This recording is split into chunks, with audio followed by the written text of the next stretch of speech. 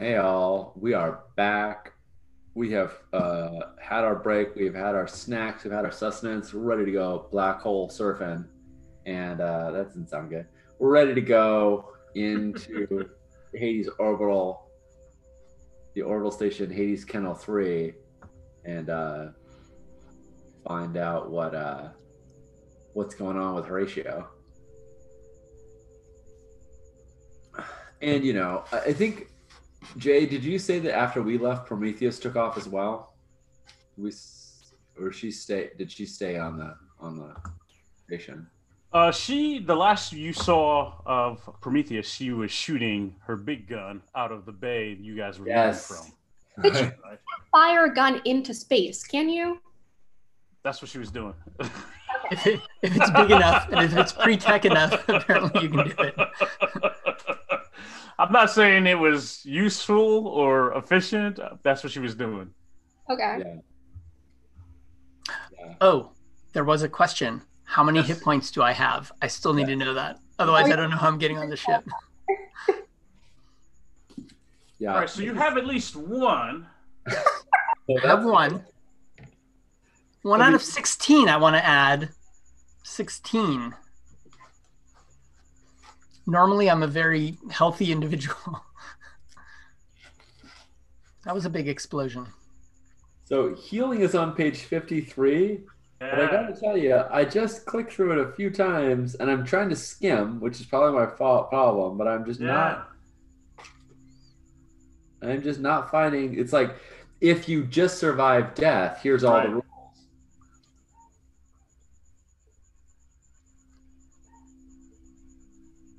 So I don't think you were. I don't know that you were critically injured. That's what. Right, that looks like the 0 HP thing. Yeah, Yeah. you didn't go to 0. Yeah. So I would say we know we're at least tech level 4. Yep. I would go ahead and reset your HP. Oh, fully. Yeah, because I think we've got enough technology there. We have enough time, plus the 3 days in travel, right? Yeah. Right. I think you're fine, right? I think you. Yeah. I think that sounds great. This is like a montage of scenes we saw when I was not quite dead, but a limb had been temporarily severed. They Right. pumped me full of some weird juice and my Right. protoplasm expanded. So I think that we do see a couple of those scenes throughout here where there's like weird healing shit happening. That feels very like not human. I love it. Yeah. No, that's it. 53. That's everything. There's one like throwaway line on 53 that still doesn't quite Right. explain it, but it says, once let's see, let me pull it back up. It says once they've had enough bed rest before they can shake off their fragility and start regaining their level in hit points after each night's rest. So if that's the standard, which is the very last line of the 1, 2, 3, fourth paragraph, Right. then that would mean, yeah, you'd get 4 a night, and if it's that night plus 3 more in travel, that would be 16 hit points. Right. 16 points. Yeah. So I think we see that slow, like, yeah, she's definitely injured quite a bit, but like you can see the healing happen quickly and over, those scenes. We have the tech. Blobs are resilient. Yeah, that's the other thing. We know we're at least tech level 4, so we know the medical stuff is good. There's outside of being critically injured, I think we've got enough tech there to get you back on track, and then 3 days travel. I think you're fine. I think. Go. Yes, Timothy's taking care of you. Yeah, he's our biotech engineer, right?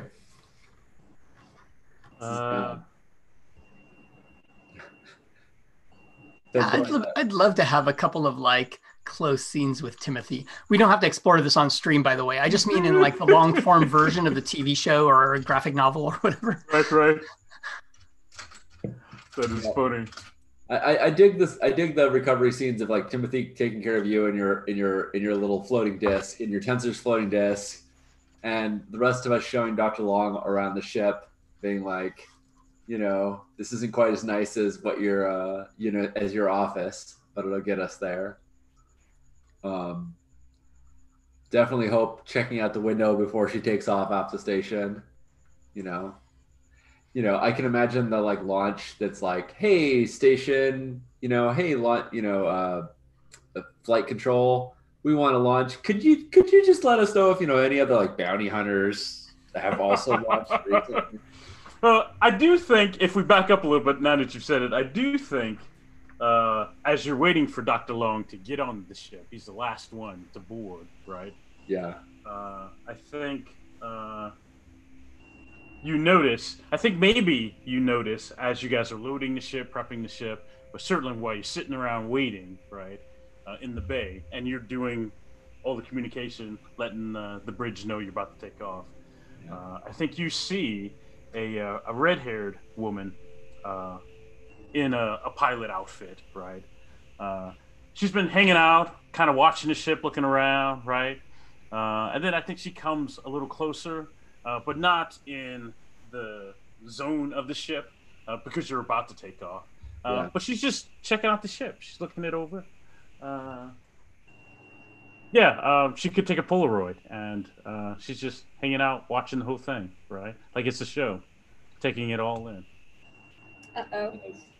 Nice. I mean, Long said they were gonna pay my bills, right? They got it covered. I'm sure it's fine. They covered. I'm sure it's fine.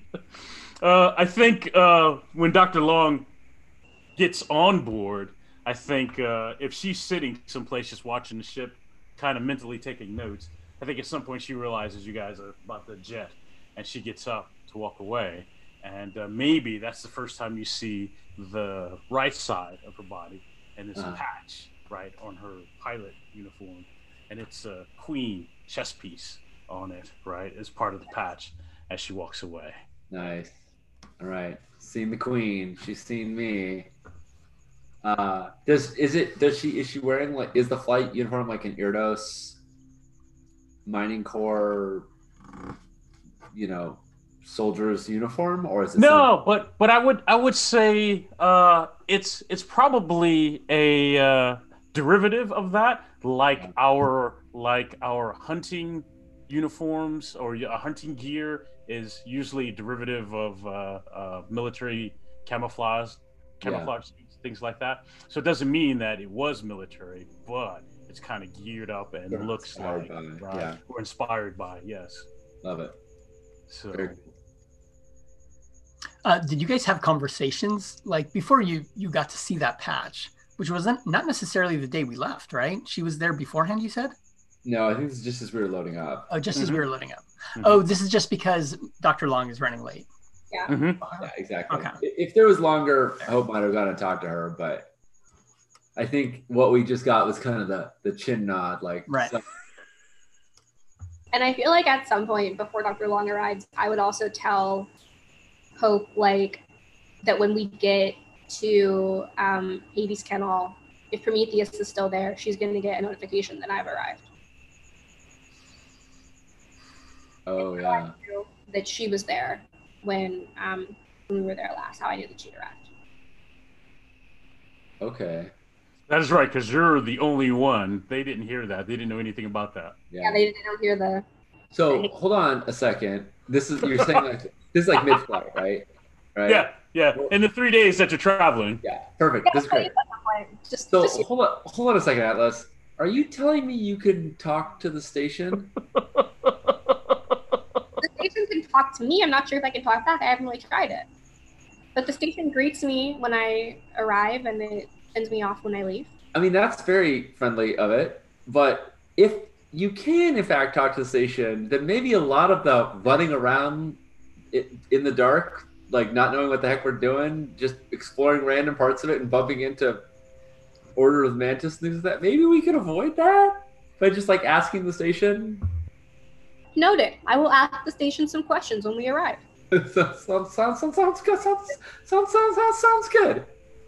I had not thought about that, actually. I mean, that's Character or out of character, I hadn't thought about it. that's just that's adorable. And I think Hope blushes a little bit, and she's just like, I gotta go back to piloting. But Have fun with that. just a thought. Wait. I have a question for you. You're a precog. We know how you use your precog ability to fly a ship through a black hole Yes. or fight another precog. Yes. Do you ever use your precog ability because you're about to enter a weird, emotional, uncomfortable state with some other person, and then you play those scenes? Ooh. Oh. Oh my god. So, Oh. I will say this. I played a game based off of the show Push, where people had various powers, and my character's power was to make people forget things. And by the end of it, I was just making myself forget everything that happened over and over and over again because it was so bad. And I was the most depressing character in the planet because I would wake up every day and make myself forget the last day so that I didn't have to know what was going on. So I'm going to say no, because I know what a dark place that goes.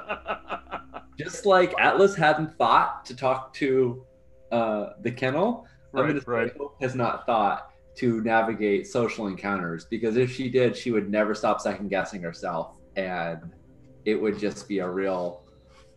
That's a dark and emotional hole. I don't want to. That's still a fantastic answer, and I'm glad I asked the question because that was a beautiful answer. Yeah, that's a good question. Yes.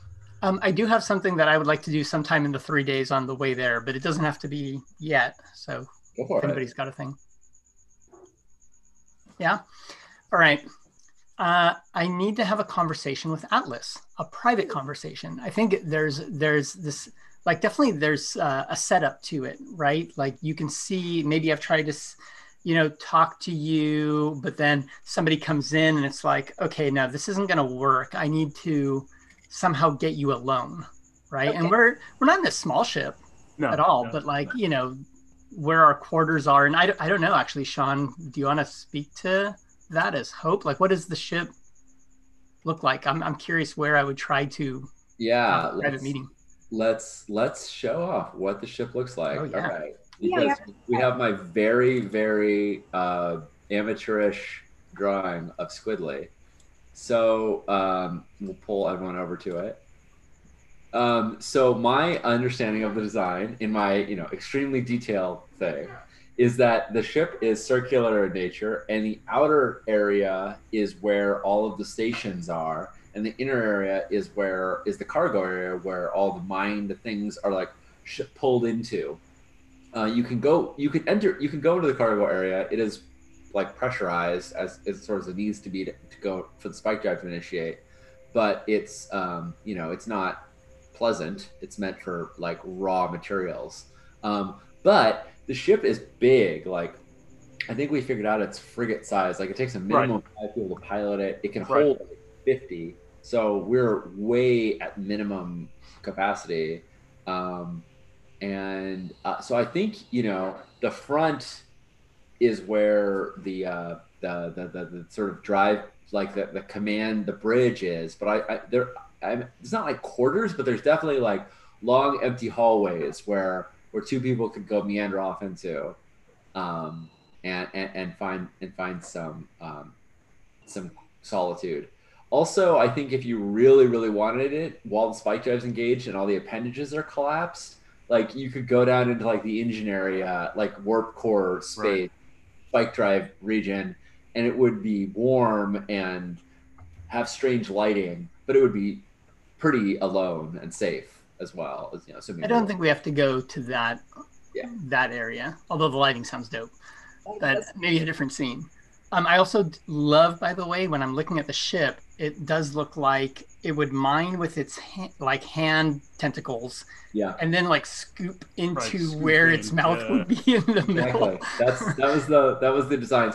My thought is that all of the little tentacles are articulated, so it can like switch out. Like, oh, it's a drill. Oh, it's a claw. Oh, it's a scooper, and it could, and there's little drilling lasers that it can like pull. It can like pull its body onto something, and like it can only drill something. It can only laser something that's like physically attached to. But anyway. Yeah, I love how organic it looks. So I would say that we can see some failed attempts to try to have a conversation and like, oh, okay, this isn't going to work because people are just all over the place. So I end up leaving a note in your, whatever the quarters are, Atlas. And the note is like, oh, if you can meet me at this time, which is in a few hours, over at, pod 53L, right? And I think it's one of those things where it's like, you're walking there and like, this is where we get a sense of how big the ship is. It's like, okay, got it. Pod 1, 2, 3. And you get to 53 and it's like, 53A. And then it starts over and it's like 1B, 2B. And it's far, right? Yeah, I mean, is there anything you need to say before we meet up there? No, I think that I am just I think that I'm realizing how much of the ship there is that I haven't seen just from only being in only being in the areas that are immediately relevant to me and having a rather minor job on the ship on the whole, that there's a lot that I just haven't seen. So I'm kind of very just trying to take it all in, but I'm also kind of okay, just bopping. Yeah. I love it. And you get there and it's a long walk and there's 53L or whatever. And the door opens and we can see Darth is just kind of hanging out and holding some kind of iPad-y thing, reading something. Are you still in the blob bowl chair? I think in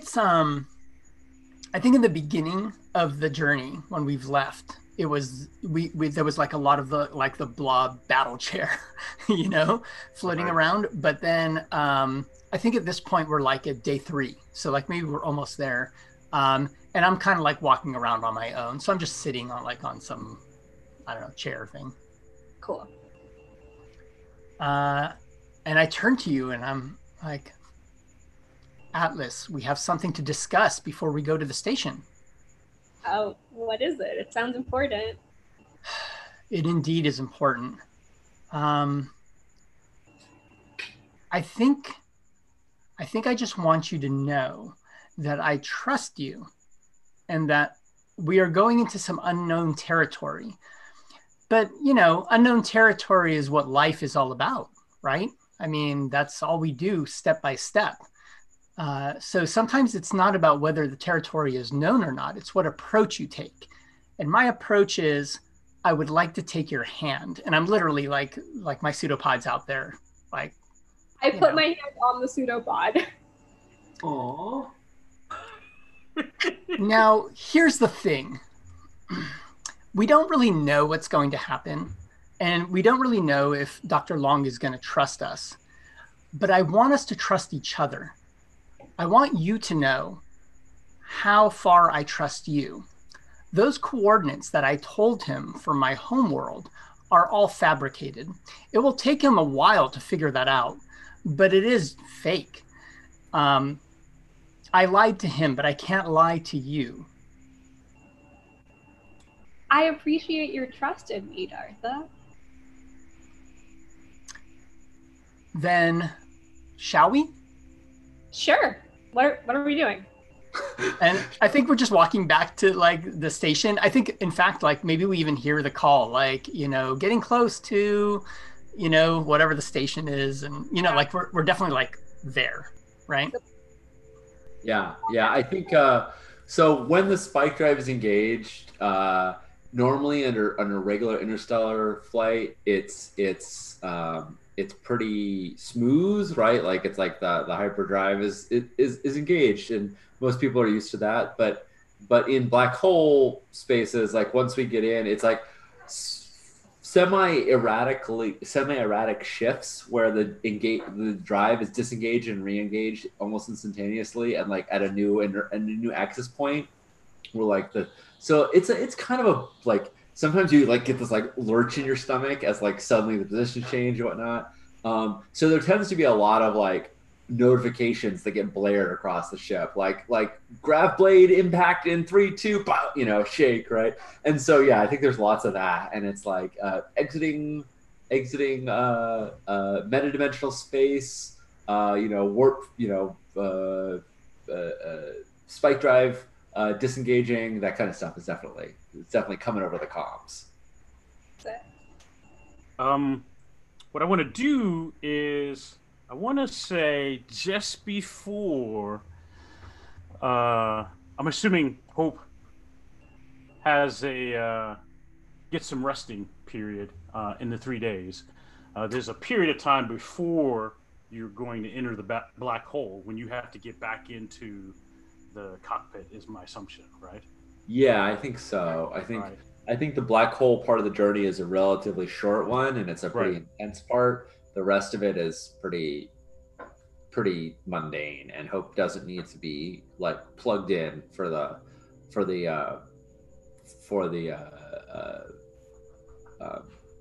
part of it constantly. So yeah.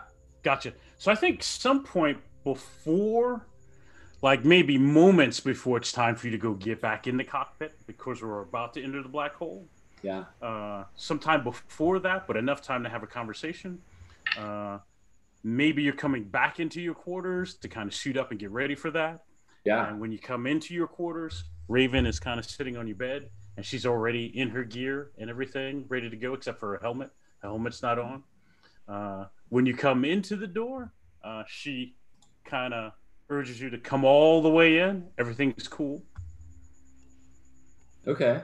I mean, she's in my quarters. Yes.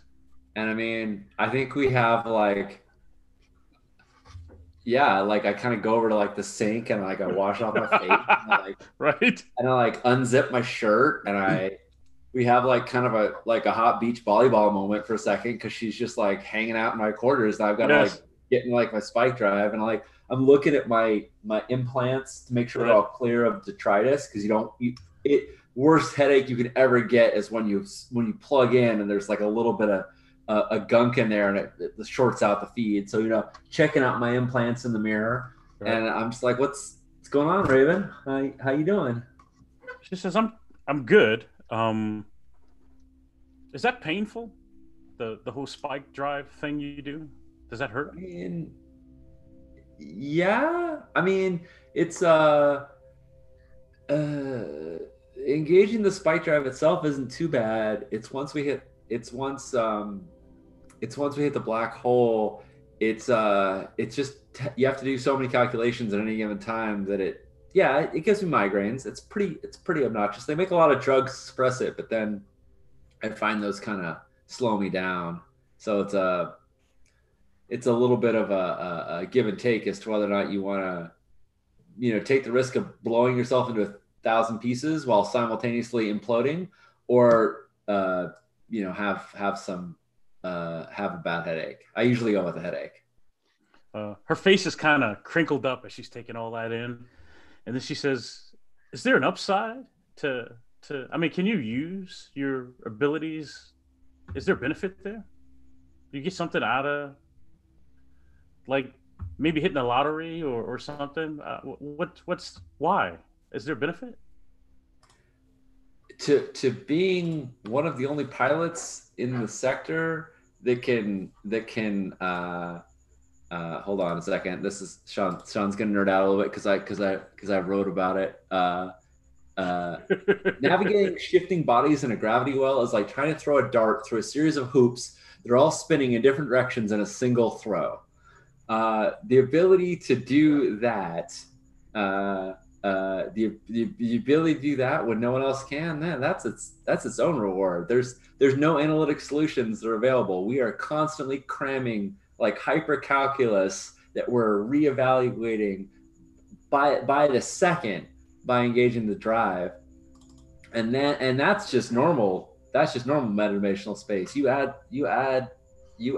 black hole gravity wells into it. There's no high that's like it. I mean, yeah, it gives you a headache, but it's a ride. Okay, all right. And plus, yeah, I could probably win the lottery if I wanted to.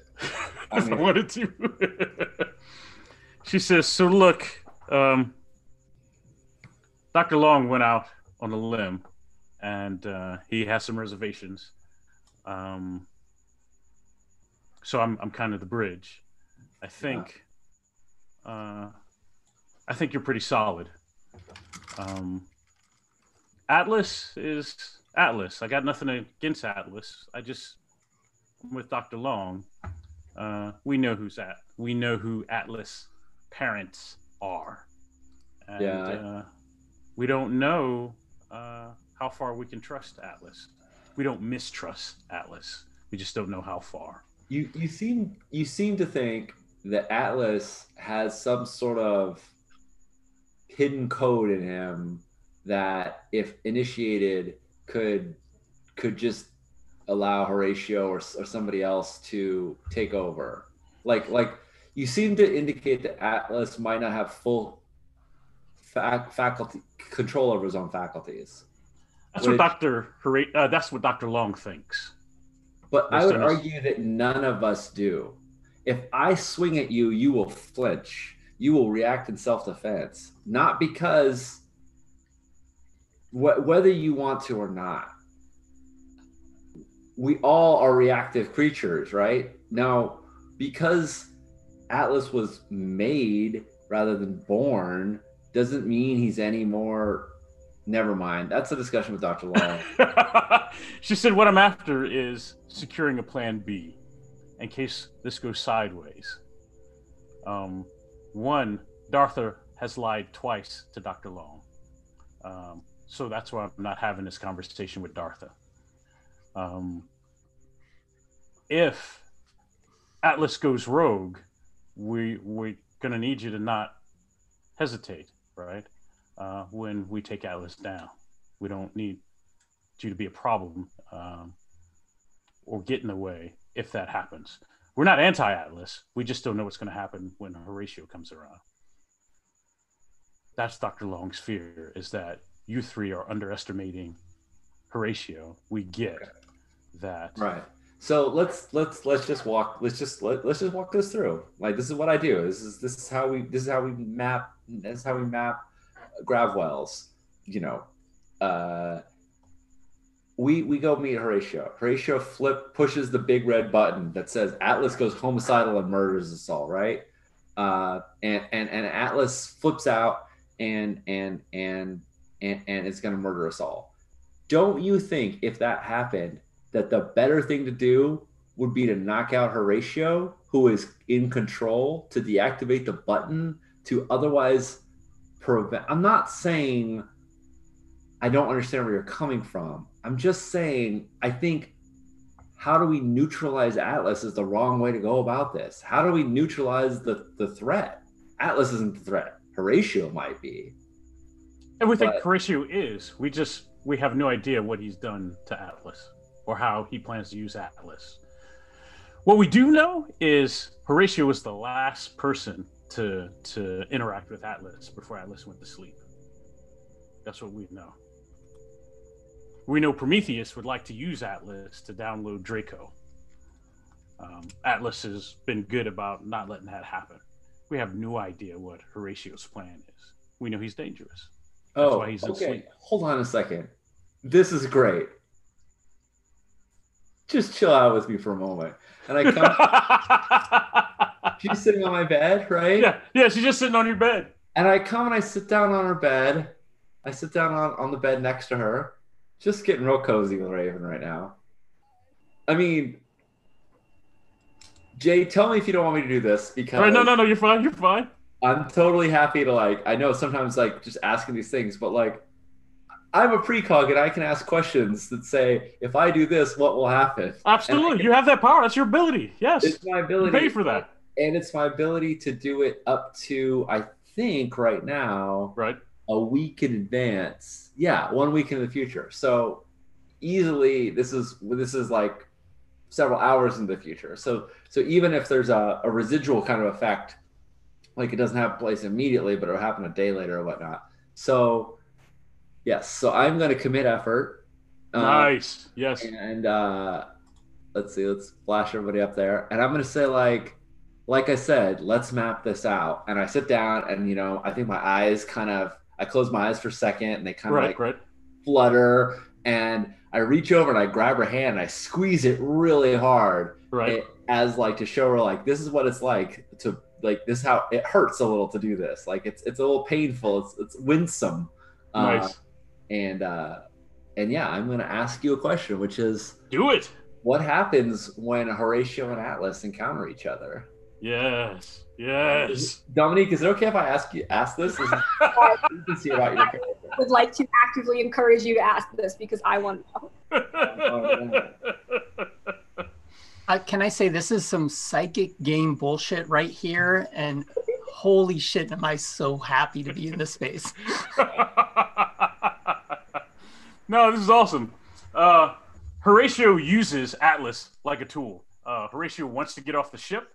He wants to not be followed or interfered with. He doesn't want to be fucked with, right? Yeah. And Atlas is his way to make sure he get off this ship, off this orbital on his terms. He doesn't care about Draco. He doesn't care about Prometheus or anything else. Oh, wow. Once he sees Atlas, he knows he's got a way out. Nice. He doesn't know. Yeah, go ahead. And he just takes control of Atlas. He's just like, That's what you see. Yes. Use him like a tool. Yes. Uh-oh. Like a lawnmower. Oh Like a no! lawnmower. I'm like, I think I okay, sorry. I don't know if you were going to say more. I didn't want to interrupt, but. Yeah. That's what you say. I think if you're looking at different possibilities, right? Yeah. I think all of them, the moment Atlas and Horatio have a conversation, right? That's when things go south. Everything else seems to be fine as long as they never physically get to be in each other's space. They're not in each other's proximity. So arriving on the station does not do it. It's not like it's an immediate like ping protocol that like, okay, now okay. And I've been like so cocksure this entire time. I've been so like, no, that's not gonna happen. No, it's gonna be fine. It's gonna be fine. And I think as I release my hand, you can see like little tiny fingernail marks in Raven's hand, right? Like I wasn't like breaking skin, but like digging just a little bit. Right. And and they'll fade in a second, right? But it's just this momentary mark to show how hard I was squeezing. And I'm like, no, you're right. They can't meet. Oh no! And then I think Raven looks disappointed and a little confused because she's with Dartha. This is some psychic game bullshit. Yeah. But I think she also looks kind of disappointed. She believes you. She kind of looks disappointed because she's acting on Dr. Long's orders. But she doesn't know for sure, right? And for you to come back and say you're right, right? That's different. She says, "Look, we're not trying to kill Atlas, right? We're not trying to destroy Atlas. Atlas is a unique, fantastic thing to have on our side. Yeah. But we just don't know how far. We don't know, right? There's a lot we don't know about Atlas. Yeah. But we know today, currently, Dartha's, she's untrustworthy right now. I feel like you have to appreciate where people are coming from when they lie to you, and what situations are incumbent upon them, why they might feel like they need to. I'm not saying it feels good to be lied to. I know. I've been lied to a lot. I'm just saying Dr. Long lied to us for a long time, or he just omitted several truths, and he had reasons for doing it. So before you just assume Dartha has some malicious intent, maybe try to learn more about why she would lie to you. I agree. Can we do like one tiny flashback for just a second? Yeah, totally. It's us going onto the ship 3 days ago when we left the station. Right. And we just saw this. I took 3 days, heartfelt, made a meeting with Atlas. But when we got on the ship 3 days ago, I just turned to you, Hope, and I'm like, I lied about those coordinates. And I just turned and walked off. Like I told you that 3 days ago. Nice. And that was it. All right, nice. I love that it was just like, yeah, that was bullshit. It's so funny. All right. Cool. I definitely want to, because here's my thing, Jay. I'm gonna call shenanigans because I think in my future vision, Yep. Atlas, kind of had this conversation, but what I might not have factored in is if we knew about it. Right. I think Dartha, with her telepathy that can work with AI, could be the key to like protecting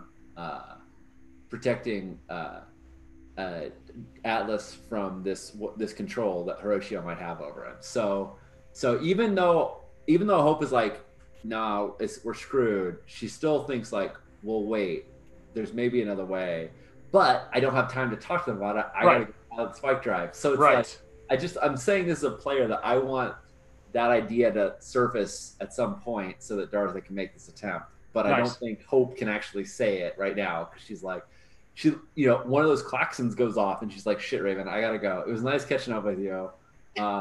Feel free to just like hang out on my bed anytime. Sorry, Hope is a bit thirsty. And she zips up and goes to, nice. Get us in. Nice. Perfect. Where on the vault, where are we going? And I'm jumping over the roll 20. Yep. Good question. Let's pop. I would imagine the cryo sleep chamber thingy. So somewhere we're docking someplace close to the cryo labs. Yes. Yeah, maybe in Science Alpha because that's where the nanite technology is. Mm-hmm. We start with that, if that's okay. You muted. Yeah, Science Alpha sounds like a good like room 1 in our dungeon map. I like that. Is that cool with you, Dominique? Yeah. Okay, awesome. And I'm going to try and talk to the station as we pull up. Yeah. Nice. I like it. Ask, like, what do you want me to ask the station? Like, is Prometheus here? Are the Order of the Mantis here? Where's the controls to the nanite? How many humans are alive and active? Where's the location of Horatio? Like, it's just like, I have 1,000 questions. What do you mean? Like, because I'm very like, we'll just get there and figure it out. I love that Atlas's first question might be something like, "Hi, I'm Atlas. What's your name?" What's your name? But yeah. Hope just, I mean, she could list things for weeks. So yeah. Okay. Nice. I got some direction now for my questioning of the station. So the Squidly docks, the Iris connects. Your side opens up. The station side does not open up. Does the station say anything to me? No, there's usually it's when you walk onto the station. That's when it. So right. Right, but right now the Iris on the station side, because you've got 2, and yours is open and ready to right, but the other side does not open. And in the past it has. I mean, we've had closed doors before. I think there's like an interface. Yes. Probably between Squidly when it docks. So right. I think it's like the initial like basic diagnostic check of like, did you get the open order? Like, did you like I knocked? Did it hear? And does it seem like it's locked or it's just non-responsive or? I'd say a little both, right? It feels like it's locked, and it feels like it's not. Yes, I would say yes to both. It's locked and it's non-responsive. Well, we could. I think I turned to the crew and I'm like, well, we could fly around to the other entrance we've used in the past. Maybe that'll be open, or we could just force this thing. We've had to force a few of these doors before. I don't like doing airlock. I don't like forcing airlocks because if we can't close it behind it, if we open it and we can't close it, then we just put a hole in the vault. But I think that we should not put a hole in the vault. We should just go around and try to enter somewhere else. I think Dartha, like, despite the fact that we've only seen Dartha really talk in this kind of like more emotional manner, like Dartha's still, I mean, technically like an engineer and scientist, Yeah. right? And I think she turns, like, I turn to you and I'm like, well, those are pretty precise, aren't they? And I'm like pointing out the window at one of your tentacle arms with like a mining laser on it. Uh-huh. Yeah. I'm like, I read the specs. I think you can handle it without doing permanent damage. And like, I think it is kind of like unknown whether it would do permanent damage or not. But like, it might not do permanent damage. Well, right? here's my thought: is for sure, Squidly can mount on something, create a seal around it, cut a hole into it. But then once Squidly leaves, it still leaves a damn hole behind. Right. Still So leaves the hole. I think I end my speech with, in theory. I I think I want to give a shot at just cracking it open, the old-fashioned way. So and then when this inevitably fails, we can start using the drilling lasers. So y'all might be better at this than I am. I only have like a fix of +0 or something like that. But Jay, can I try and override the door controls and get it to open? Yes. Dartha, do you want to jump in on this before the lasers happen, or are you just like lasers only plan? I think I do have a little bit of fix, right? Yeah, Right. I'm pretty sure we all do. Help from one person, right? Oh no, Right. you do not. Sorry, you have program, but Oh, I have program. I don't have fix. I have Yeah, I think I just recommend this stuff based on what I read of the specs of the ship. Like, I don't know anything about helping y'all. yeah, that's great. I love this idea that like Hope and Atlas are like trying to get to the override, and you're like, you could just laser through it, and I'm just like, oh, just give us just a second, just look, Yeah. just try. first. Okay, so I roll first. I think You're helping? Yes. Yeah, you would roll first. What do I need to roll?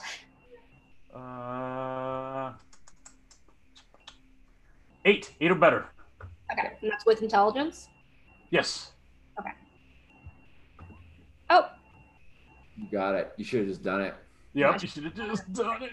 Yeah, You know what? I kind of like that mechanic that it's like, oh, I can help and there's no risk because if I fail, nothing happens. But then I feel really shitty when I made it because I could have just made it. Right. yeah, It's a cool game mechanic. it really is.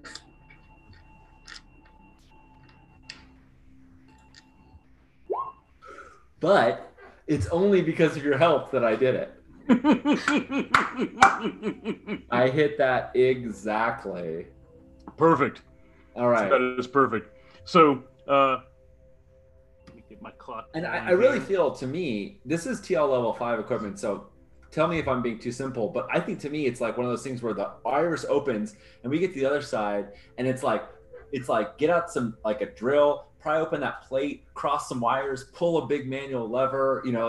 It's a lot of like futzing. It's not hacking. Right, it's not hacking. Yeah, it's more It's mechanical like- than software. Yeah. Wait. And Atlas helped with this, right? Yeah. I'm With like this holding roll. tools for you, and I'm like, wait, no, pull that lever. No, pull that lever next. Yeah.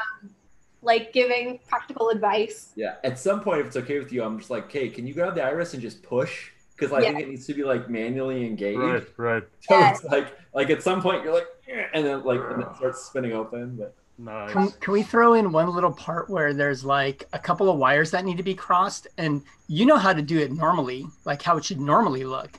But Atlas is like, oh no, wait, in this year they changed the colors to da da da da da, and he's I love like it. telling you the right way to do it. Yeah, T568B standard, not Two, the T568A, blue guys. wire and the red wire. The new Fantastic. standard is that you cross the red wire over the blue wire. Oh yeah, twisted pair gets you every time. No, thanks.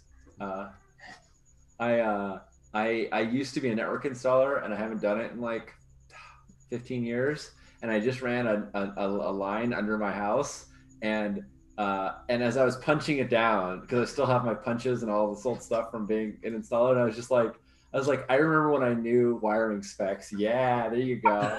I remember when I knew wiring specs like the back of my hand. And this, I was looking at the punch, being like, okay, white, orange, white, brown, white. Okay, cool.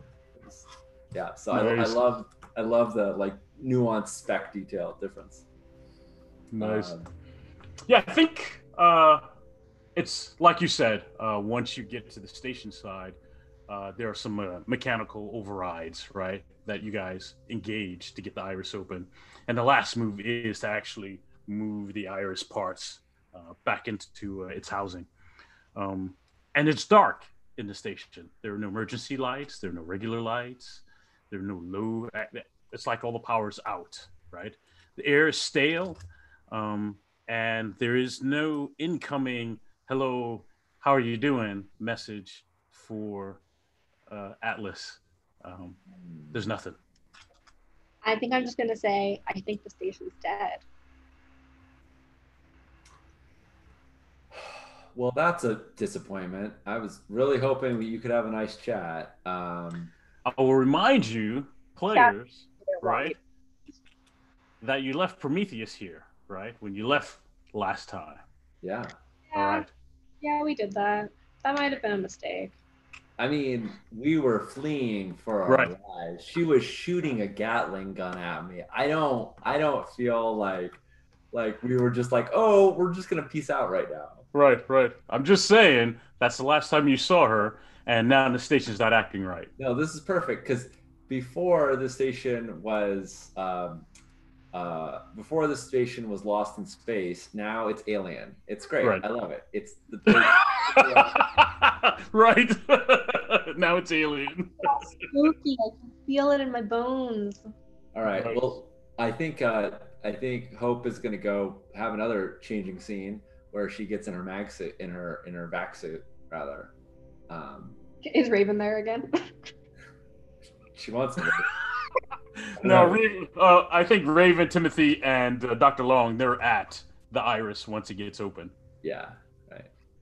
I think we do get to see a little bit of because sometimes when you have alien physiology, right, it's not really that interesting. Like, oh, I'm watching Star Trek and they all look like people, but with weird prosthetics, right? But we have Dartha come into this area and she immediately pulls out this bag of all these flashlights. We know they're a flashlight because she pulls it out and it's flat, like a disc, but it's giving off light, right? And she puts it on her skin and her skin kind of grows around it, blobs around it and holds it, right? She doesn't need a full arm to hold a flashlight. She could just use a little bit of an indentation. So she just puts all these flashlights on her and it's shining in all directions. She's this light source that's able to just walk around and. Very cool. Yes, thank you for having alien physiology that is meaningfully different than physiology. We can't all be a disco ball. That's right. Disco Darth. Right. I mean, it is the future. We could have a ball of light that flies around with us, but I thought this would be cute. Yeah. Cool. Yeah, I think armed with light and let's go down. Let's proceed to where we understood the Science Alpha location to be. Gotcha.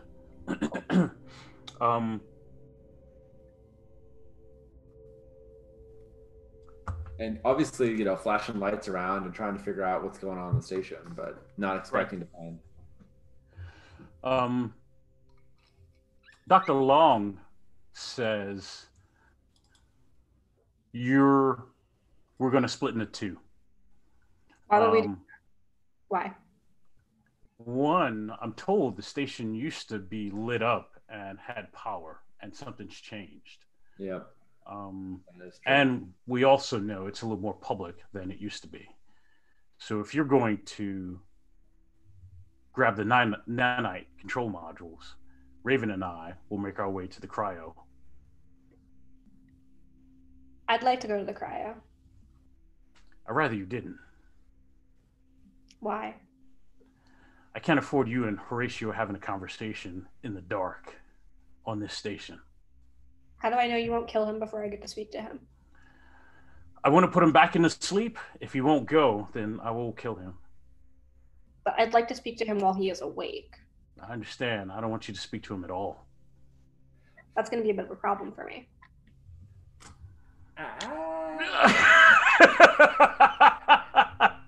Atlas, maybe some things are better left unknown. Maybe we focus on the problem at hand. There are multiple problems at hand, one of which I could solve by talking to Horatio. Yeah, about that. About that. Oh no, I hate this.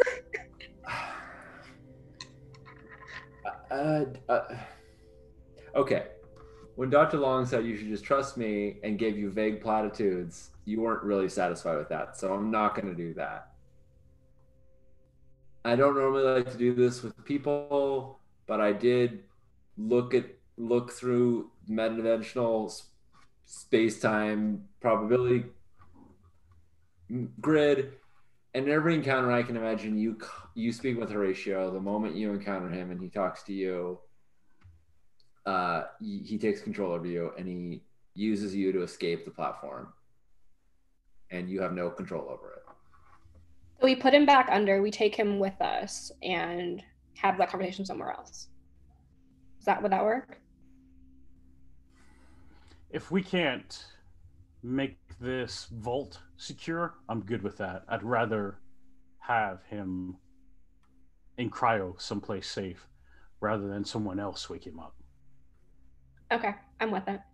So, and Darth has been looking back and forth between you two as you guys have had this conversation, not saying a word, even though in theory, maybe she's like a superior rank-wise or something, right? Like we got that impression anyways. You definitely are. Right? Yeah, there's like Dr. Long up here and Darth is somewhere in the middle, and then you guys are like, these noobs, right? Yeah. Something like that. Undetermined. But she's not pulling any kind of rank or talking. She's just like looking back and forth between your conversation until this part. And I think I reach up and I hold your hand, Atlas, and I'm like, you will have another opportunity to talk to Horatio. I feel it. And I say I feel it because it's kind of one of those things where I'm trying to say, I don't know. Of course I don't know, but I believe that'll be the case, right? But it's also my way of saying, like, at this point, let's go the other way. And you've already said that you're willing to go the other way, but Yeah. What a bummer. Wow. It's up to you. I'm not. You have. I will say this. I'm going to say this. I did not say we're not going to see him soon. I said you will have an opportunity to see him. I feel it. And you can do the thing that's gonna cause him to take over me and leave I'm not gonna deliberately start shit. So I'm gonna go with Dartha and Hope to find the nanite controller. Yeah. All right. Which is probably gonna be difficult because I can't just ask the station where it is. Unless we can bring the station back online. Right. You might be able to bring the station back online. Probably be the easiest way to go about doing this. Probably from the bridge or engineering. Does that sound right, Jay? Either one of those spots will work. Engineering on the bridge are the easiest. You could probably do it from anywhere, but it's harder. The bridge and the engineering will make it easier. Yeah. Because everything's right there. Because we've been to the bridge before, so we know the layout and what's up there. There's this very big icon that says engineering on the ship too. That does mean power. So yeah. How far, based on, because in the beginning of this, we were just going back and forth between those, what was basically the scavengers and Dracos' ward. How far is it between us and engineering? It's like a trek, right? Yep, it will be a trek. How badly do you want this, Atlas? How badly do you want to talk to the station and have power and maybe be able to find out what's going on with Horatio? If you do it on foot, you're looking at close to an hour to make it there. If you hop back in the ship and swing around to that side and dock, then we're probably talking 20, 30 minutes to do that. Because you're disconnecting, you're just going to swing around the side, park. You're not making the actual, you're not traversing the physical space inside the ship. Mm-hmm. Yeah. I think that, we can, I guess it's just a matter of like, if we don't bring the ship online, how are we going to find the nanite controller otherwise?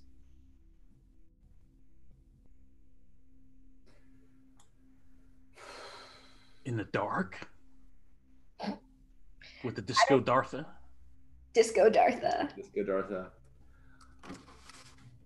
I don't mind walking if that's a concern. Yeah. I'm totally looking between you two and like not making a decision. Yeah. I'm 100% being like, well, walking will take an hour and taking the ship may take 20 or more minutes. Like as if both are fine options. I think I want to wait until we split, until like Raven and Dr. Long go off, if that's okay with Atlas. No, that's perfect. Yeah. Yeah. Yeah. And I look down. I'm like, I can get to the bridge and turn the power back on, and I can do it. Maybe just for us. I don't know if it's an all on or all off switch. That's awesome. But if you want to try and maybe overhear what's going on in the cryo lab, like turn on the cameras so you can see what's going on, and maybe if you don't have a direct conversation, you just overhearing, you can find out a little bit about Horatio. That would be very smart. I would like to do that. Let's go to the bridge. All right, hold on. I teleport to the bridge. Nice. I've been there before. I can teleport 10 kilometers. Yes. But it does take effort. It's going to take effort to teleport back too. So it's not without cost. But I'm like, if that's what we really want. You're taking just Atlas, or you taking everybody? Oh, I was just planning on going to the bridge, turning on the power, and coming back. Oh, okay, gotcha. You know. I love that because there's this moment where you just like pop out. Yep. And we're just there. What does that scene look like? Yeah, because I mean, I don't imagine it. The teleportation is near instantaneous, but the figuring out how to turn the power on isn't. So right. So I think like you disappear and like right. I turn to you, Atlas, and I'm like, I'd be like, so you know any jokes?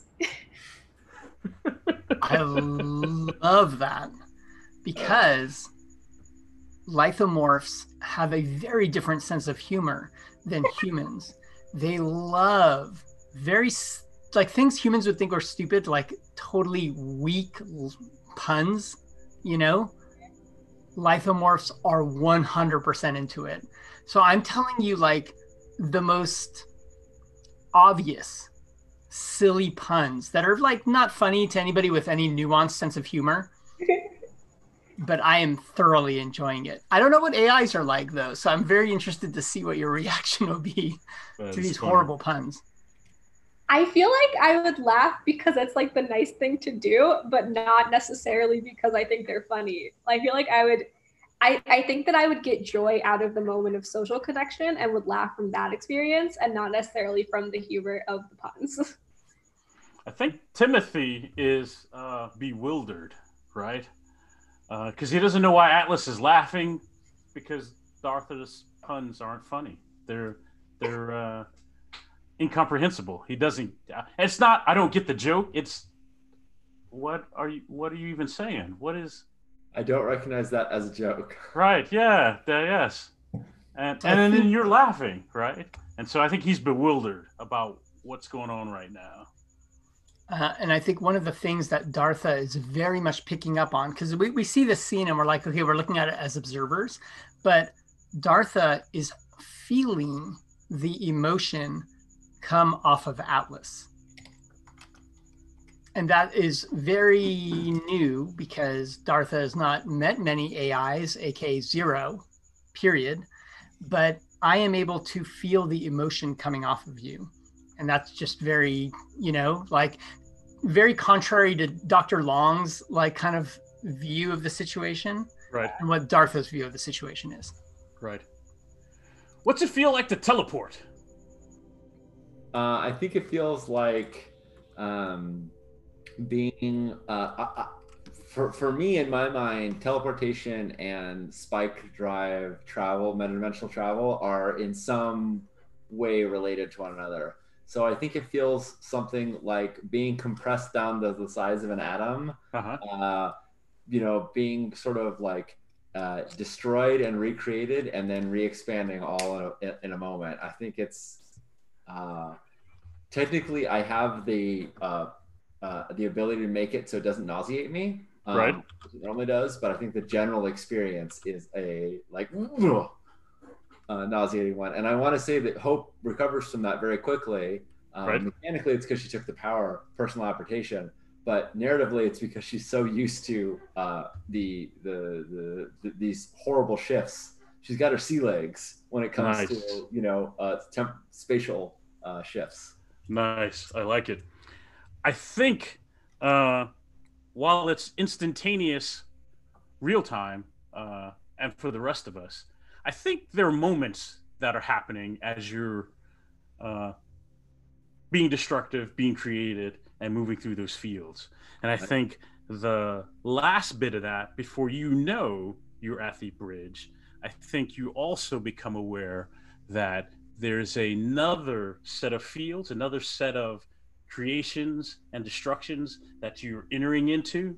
Maybe there's a trail, like a scent, like you come home, mom's made cookies, right? And you can tell before you get up to the kitchen because you can smell it when you're walking in the door, right? It's kind of like that. You're getting to the bridge, right? Bracing for someone else to be there. Yes. So when you arrive, right, you're not surprised. The room is kind of lit up.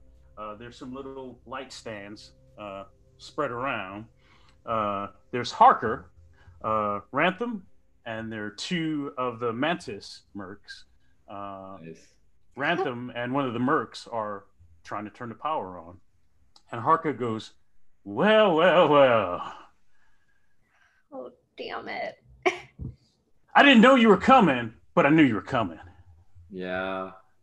I kind of caught a whiff of you as well.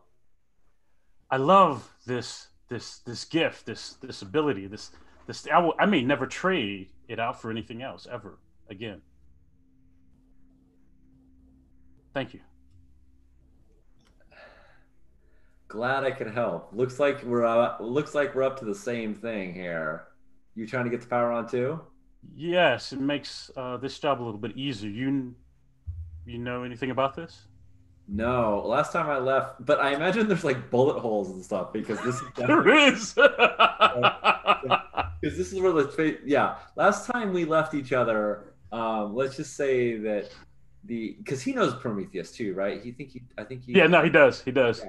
Last time let's just say my next visit was less pleasant, and I kind of point to some of the bullet holes, and I go, "It's a good gift indeed." He said, "Yeah, I lost 2 guys already. She's kind of pissed off. I don't know what you guys did." We didn't summon a demon from hell. Is what we did. Look, okay.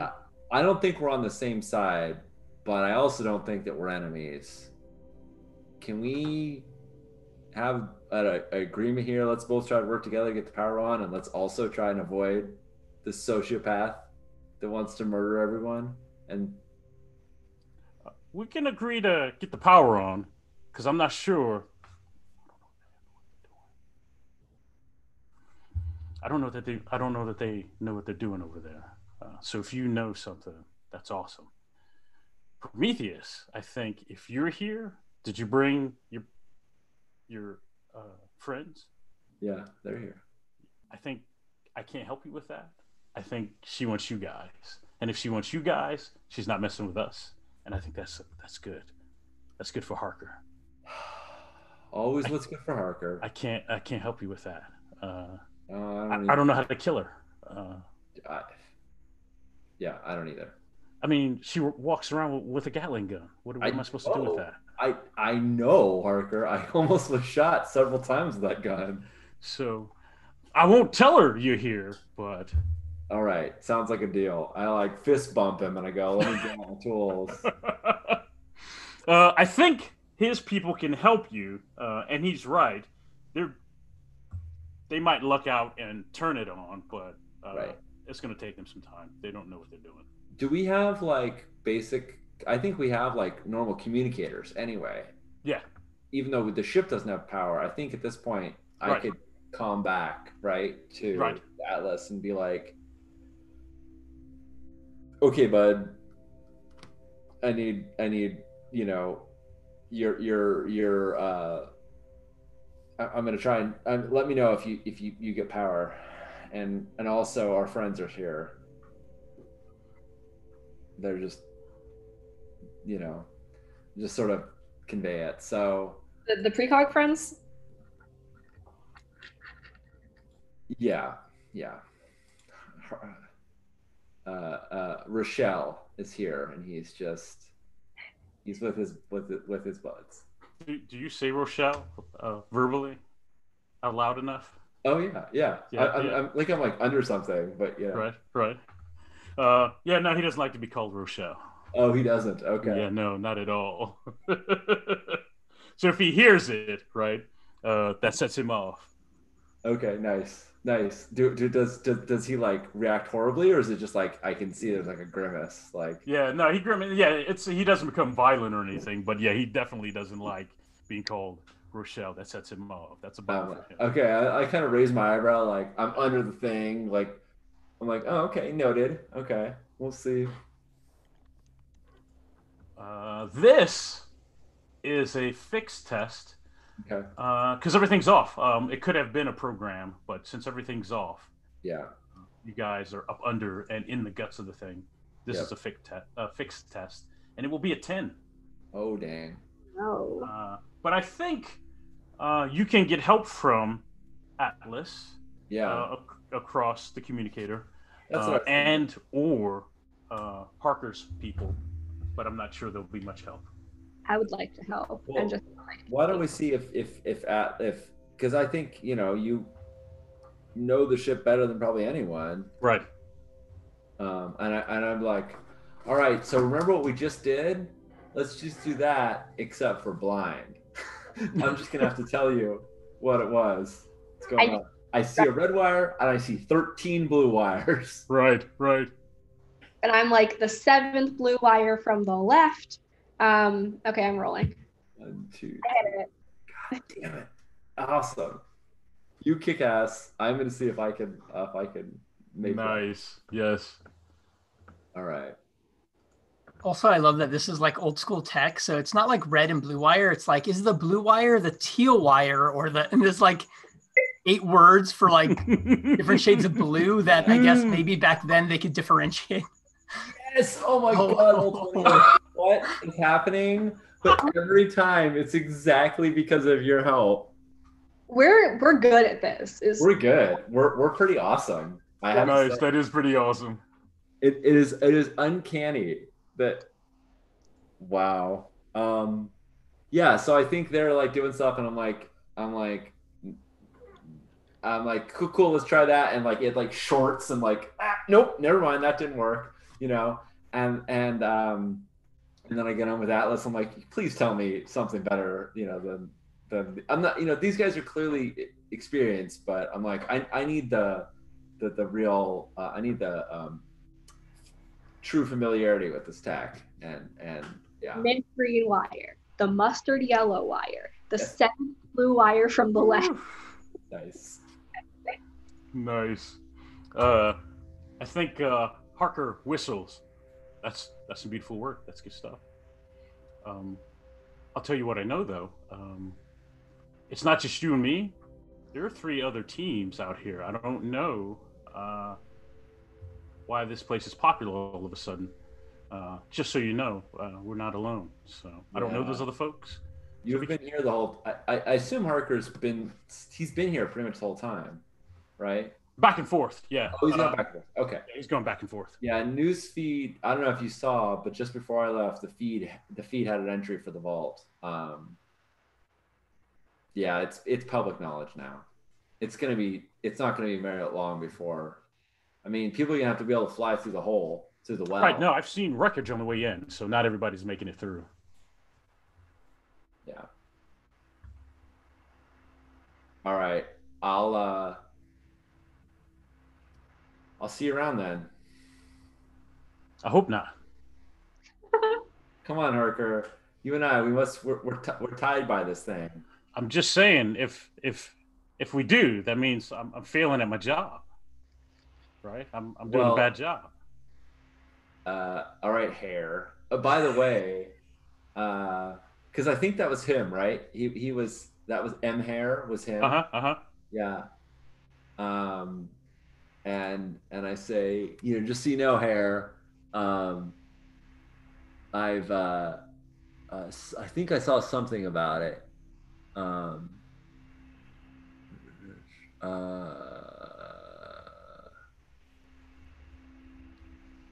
um, there's a terrorist. There's a bounty on one Marinda Hare right now.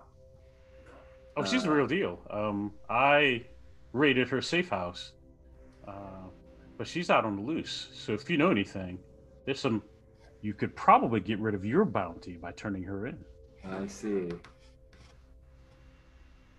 You truly are a copycat. We're just trying to catch her. All right.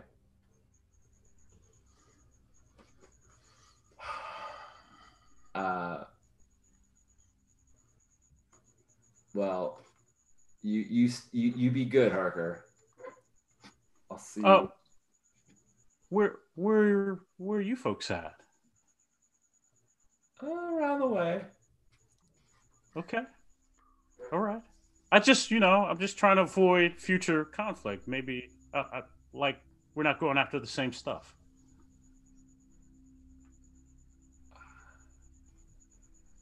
We're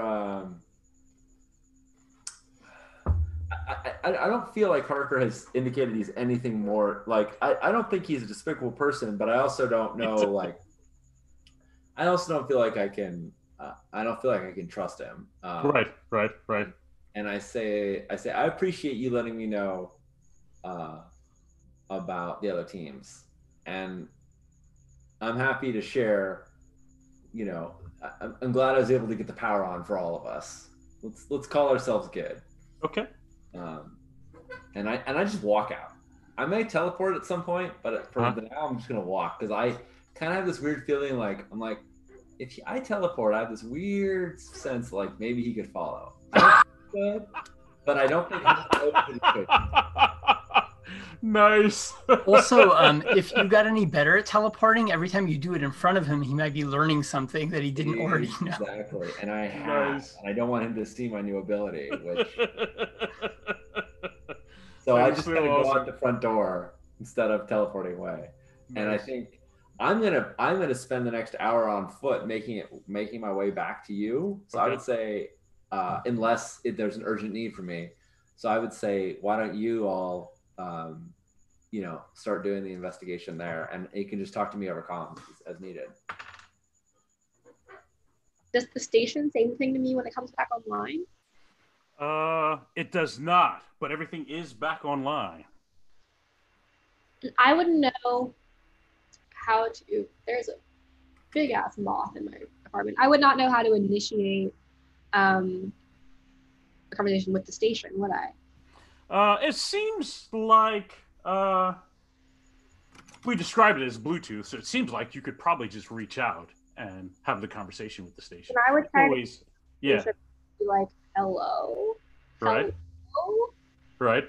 I think it does the equivalent of running through, here are the things you can ask me, right? Oh, okay. Right. So you can inquire about the environment, what the temperature is.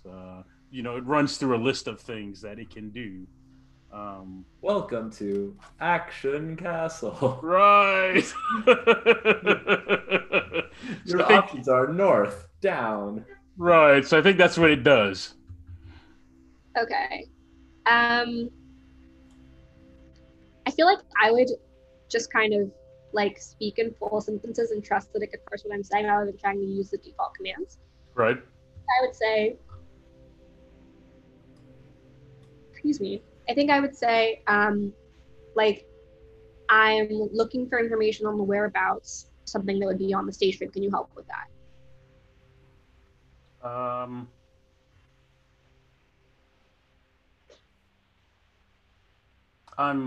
Yes, it can help with that. I was trying to figure out how to answer that as the station.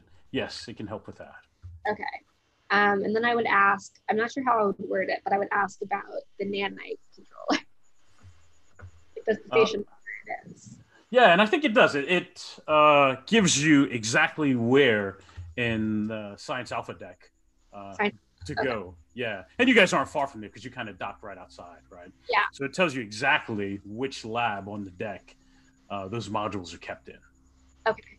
I thank the station. Thank your VI. And then I guess we wait for Hope to get back and then go and try and find it. I say just go. Like Hope was over comms. Like you found it, go. I'll catch up with you. Okay, and I'll tell you over comm like which lab it would be, so you can come and meet us. Perfect. And then Nice. bopping over to the lab. Nice. Awesome. And this is in part because I think Hope's a little paranoid, but also in part because I think it's fun to like have the split screen back and forth, and you and Dartha, and you know. Yeah. Especially because like I think you and I, Atlas, we're just going through like hallways and things. Like it looks normal. Like we're going through a ship and we're giving you updates. But I like that every time we go back to you, Hope, you're in some weird situation where you're like sawing through a door with like some light laser and like all sorts of weird shit. I'll meet you guys there. But like, Yeah, crawling through some tunnels. Well, because the scavengers did let us know like some secret tunnels through the place. Right. We have had some maps, and there is that crazy tank with like the shark tank thing. Yes. Yeah, I love it. I love the Yes. idea that like there's just weird ass shit that Hope is. and I love that you're like, oh, I'm on my way. And then you look down at your map and you're like, nope, that way didn't work. And we see you've tried like 6 different paths. And it's like, okay, it's got to be this one. Why not teleport? What's that? At this point, why not just teleport? I know. I think the first 20 minutes, 30 minutes in, right, you're doing that. You're having to reroute maybe a little bit, making your way through some of the infrastructure of the ship, some of the Jeffries tubes, right? I think at one point you're working on getting a door to open like you've done. We've done this before, right? Yeah. Maybe you're working at it and you can hear voices on the other side. And one of the voices is pretty clear. It kind of commands all the aliens to, hey, stop moving. I feel something coming.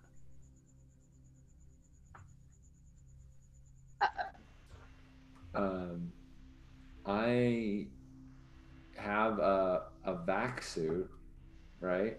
Which is open because there's air in there. But I'm gonna close the lid so that I'm not breathing, right? Right. I'm not like making any noise. And I'm just gonna listen to see what's going on. Like I think there's like that as it closes, and I just like press my ear against the wall. Right. You know, is there any?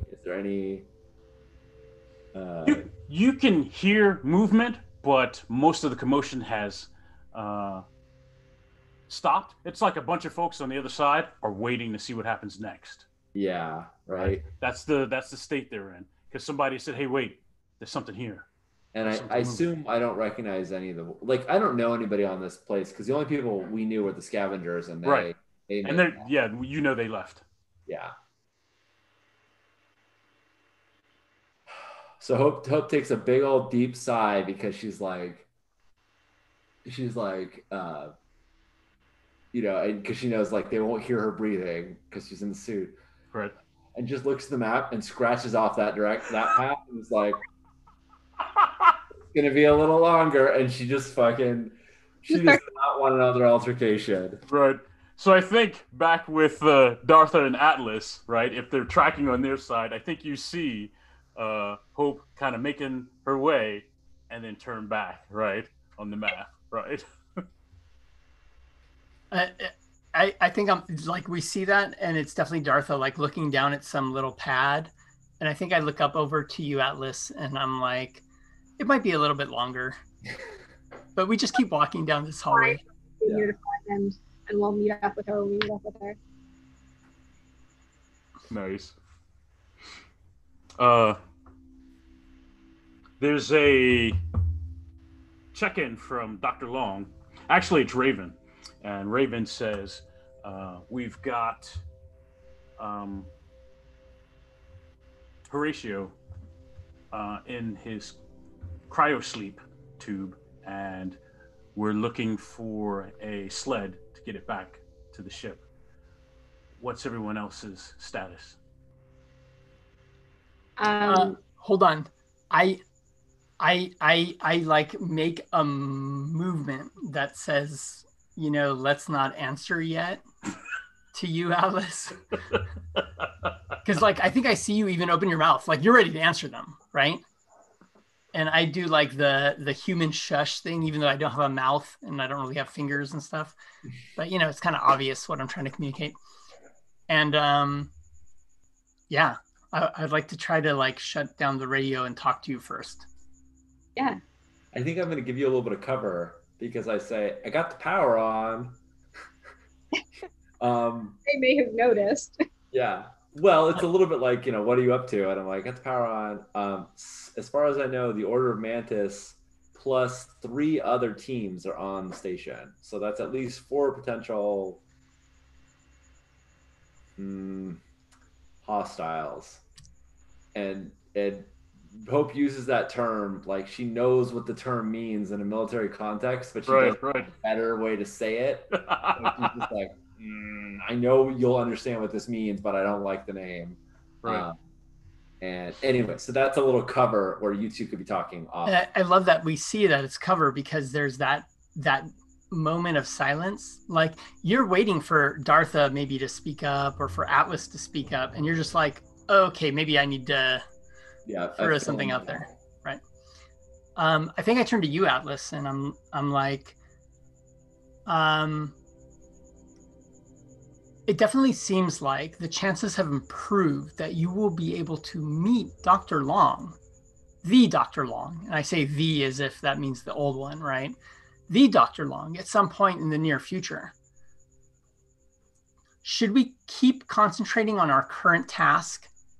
And it's kind of a question, but you don't know if Dartha's, am I asking you for your opinion or am I saying, hey, are you good to keep going? Like exactly how am I interpreting that? I feel like in either interpretation, the answer would be yes, because I want to prove myself to the younger Dr. Long, in the sense that I do what I say I'll do, even if it's not necessarily what I'm told, that I am good for my word, because I don't want to give him further reason to not trust me. So I feel like for that reason, I would be like, yes, let's keep going. Yeah. And basically you're an honorable individual. I try to be, for when I'm punching people, which feels dishonorable of me, even if it is for good reason. Yes. In other words, you are very, I was going to say human, but as a blob, I'm going to say you're very blob-like. Oh. And I aspire to be like the blobs.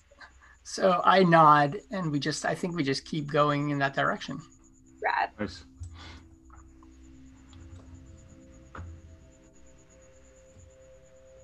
But I think we report in. I don't think it's not radio silence, right? I think there was this acknowledgement, hey, we're on the same page, right? That's good news, but we can keep on our task. Are you on board? It's a question. It's asking for your consent on that. And your response was okay, let's continue. And we check in and call back, and we're like, yep, we're en route.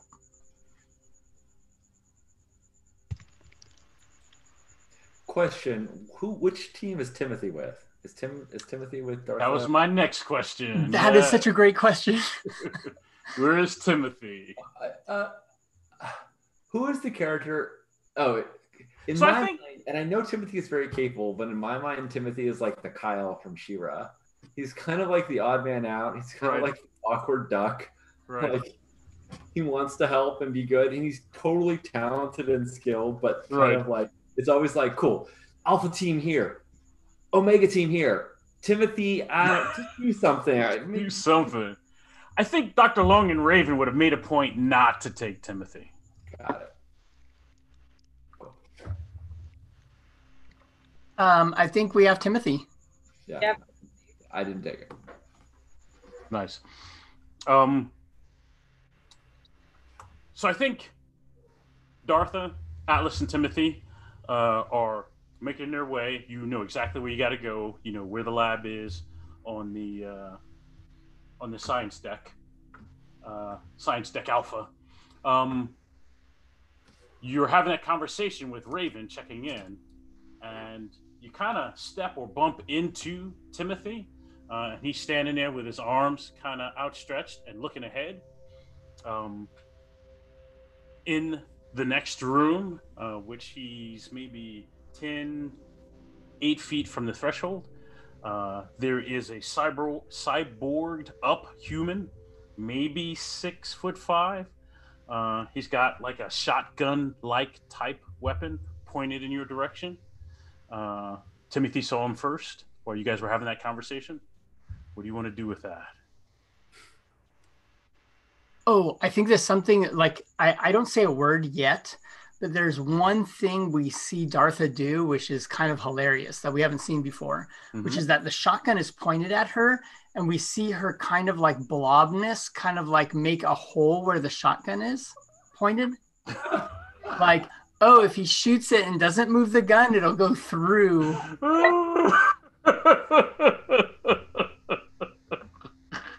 Ooh. Nice. I feel like I go straight for like hands up, like, hey, okay, no need for all that. Maybe let's talk about why you're pointing a gun at us.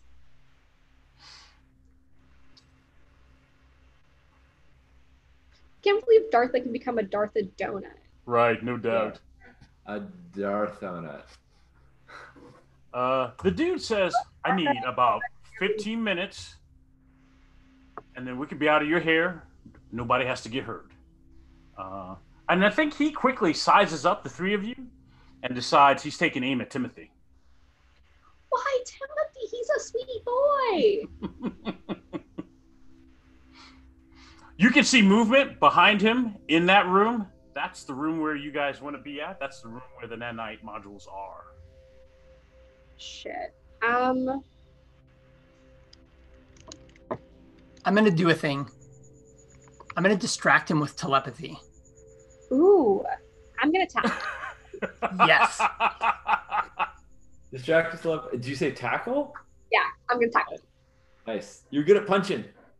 Yeah, you've just got like, I don't know how weight works. A large amount of weight of AI coming at you. I'm gonna say like X amount of pounds, but I don't know how bodies work. Nice. So here's basically, my action is just a help action. Gotcha. Right. So here's how we'll do this. Because depending on how this action goes, I think we're gonna roll right into our popcorn initiative, right? Uh-oh.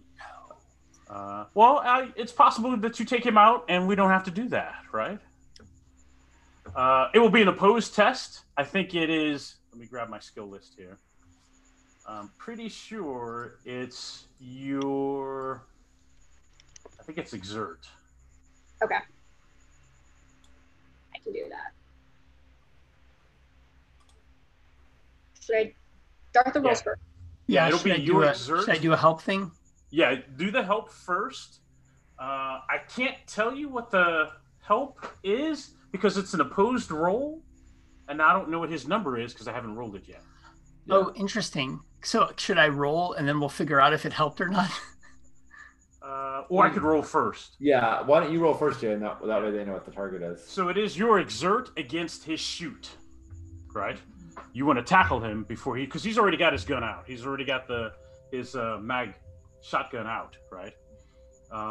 So let me roll that first.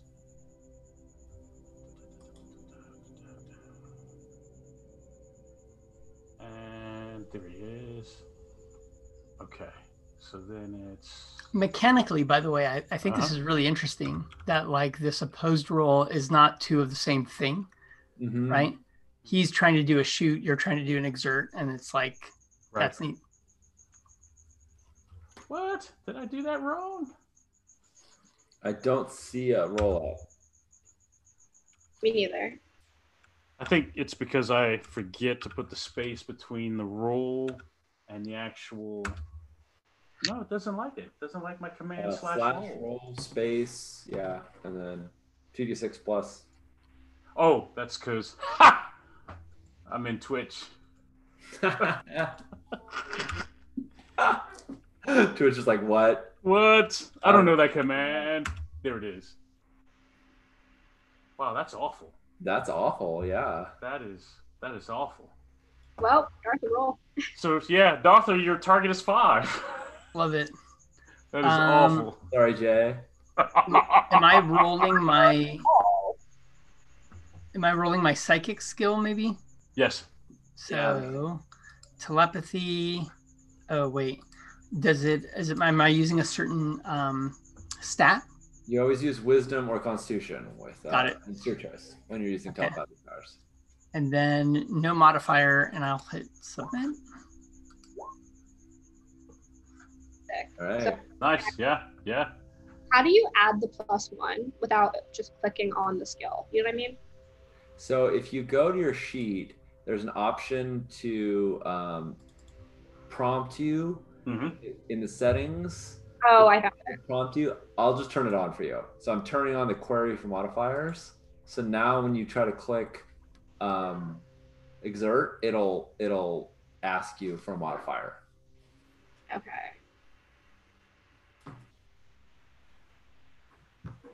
Oh, nice. Oh, shit. I Wow. mean, we're another boxcars. Jiminy crickets. Wow. I mean, so don't feel bad about that 5, Jay. Because you were expected a 15.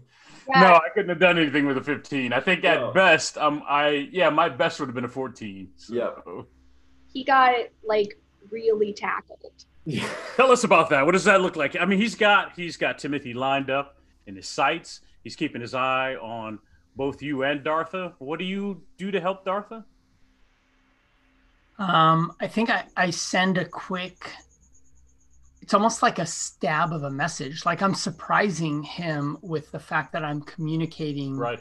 in his brain, right? Like it's not so much that I'm trying to say a thing. It's kind of like you're just yelling out to distract the person. Hey. Right. That's the kind of thing that I'm doing. Nice. And And then I Atlas? want to run at him, but like get low and grab him around his middle, so I'm up underneath the gun, so Right. that fires it goes up, and misses Timothy. And I just want to like just slam him down to the ground.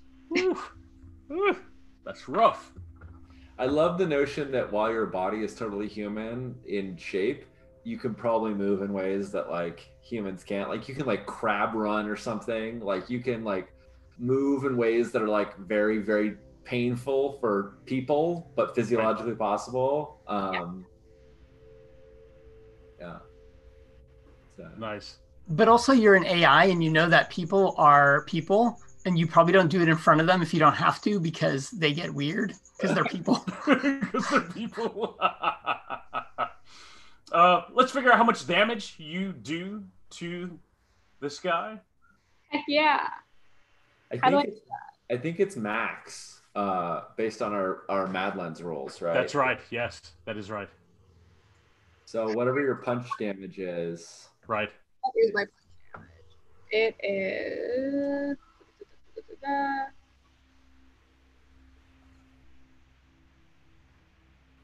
Where would I find that out? It's over on the left. I think it's 1d2 plus 1, but I feel like it should be higher than that. I think it should be adding in your. No, that's not. Oh yeah, it's 1d2 plus 1. I feel like there's something in there that should be. Oh yeah, no, it adds in your stat. Yeah, so it'd be 3 damage. Okay. That's not a lot of damage considering that I just like fully tackled. It's not. If you take the unarmed combatant Yes. special focus at next level, you'll like increase your damage substantially with unarmed attacks. And what I Really getting in my way here. Like what I don't know without checking the body type you selected is there something we're missing with your body type? Oh yeah, Right. the body. That's a good question. But that's enough here to. Did it do it? Did it do it? Did I get? No, it didn't do it. Oh, there it is. Okay. All right. I need to know how the other how the other dudes in the science lab react. Okay, cool. So yeah, you slam this cyborg dude with his shotgun. He's flat on his back. You can be over top of him, or you can be down on top of him. You let me know. But you're close enough that you can see two other guys in the room. They're in vac suits, and they've got crates that they're filling with equipment from the room. Oh, I don't like that at all. I feel like very quickly over comms, I'd be like, "Hey, Hope, get here now." Say again. Hey, Hope, get here now. All right. So Hope can't go to where you are. Right. You can only go to a place that she's been or can see, but she can go to where you started and run and start hauling ass. She's like, okay, right there.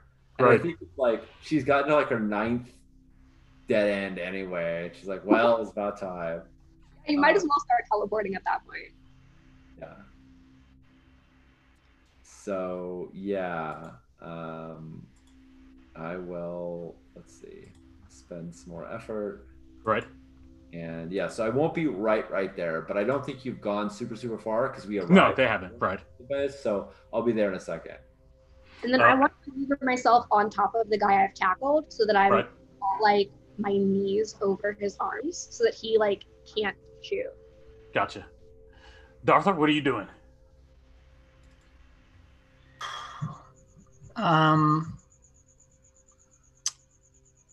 I think we see Dartha actually like not.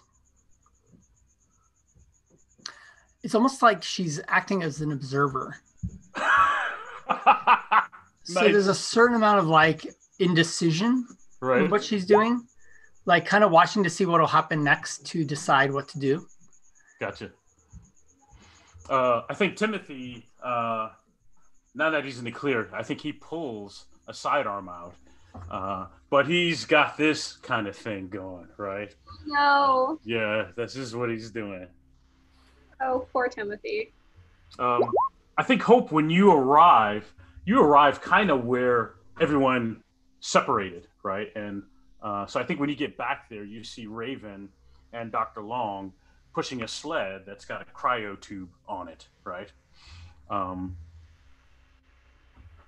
Did Dr. Long know about your teleportation ability? No, I don't think so. Okay, so maybe you get there before they do, right? And they kind of maybe come around the corner, they're coming down, right? Or you step out, right? So they don't actually see you just pop out of nowhere, right? Yeah. Um, I think I see them and like I'm a little bit confused, alarmed, but I'm like, Raven, we need you.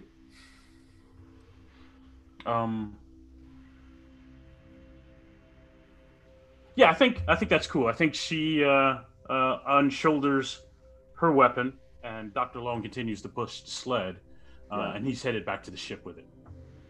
Okay. I kind of glanced the sled. It looks like it's a cryotube sled. Yeah. I mean, I'm not going to inspect it, but yeah. It looks like a cargo sled, but it looks like a cryo tube that's on the sled. Nice.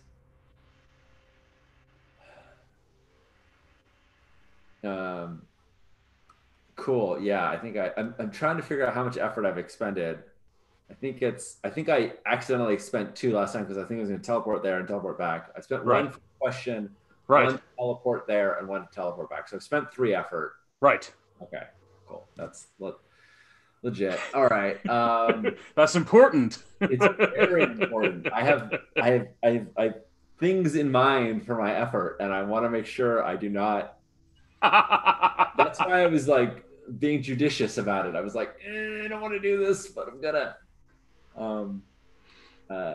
Awesome. So yeah, I think for the very first time, Hope has her gun on her side. She's always had it like back in the safety locker on Squidly. Right. Like, never takes it out, but Right. she knew that there were multiple factions here, and she knew there were dangers. So yeah, she's got her her laser pistol too, and she's gonna come running alongside Raven. They're ready to pew pew pew. Nice. I think.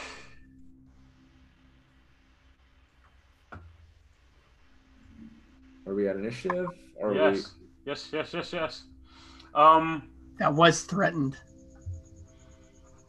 I'll let you folks decide which of you go first.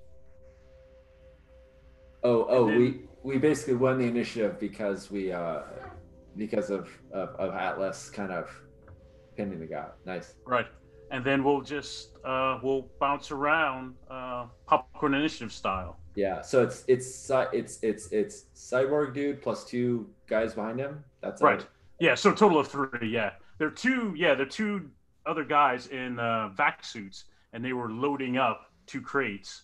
But the cyborg dude is down. Atlas has him pinned right now. Do the other guys have weapons drawn that we can tell? They don't yet. No. Okay. They probably have weapons, but they're not drawn. They were busy trying to pack these crates. I think of the people that are the most proximal to the action, like, I want to be pinning this guy so that my hands are free, but I think the other person who's the closest would be Dartha. I think it would come down between us for who moves first.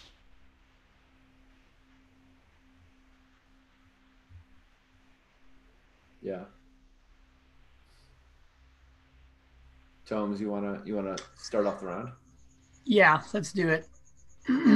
I think we see the unexpected thing, which is that Dartha reaches back and pulls a pistol out of like whatever webbing is on the back of her body. Right. And she grabs it in her pseudopod and points it. Yeah, fuck it, and just shoots. Love that for Dartha. I think that's the first time we've seen violence out of Dartha. Yes. Yeah. Nice.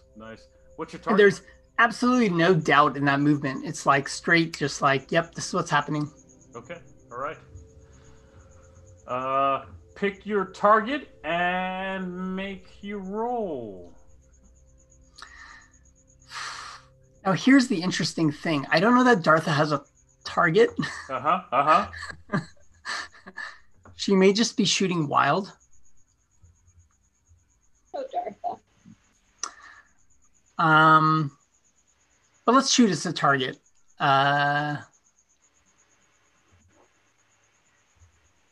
So we have the cyborg, and then what's the other? You have 2 other guys in vac suits.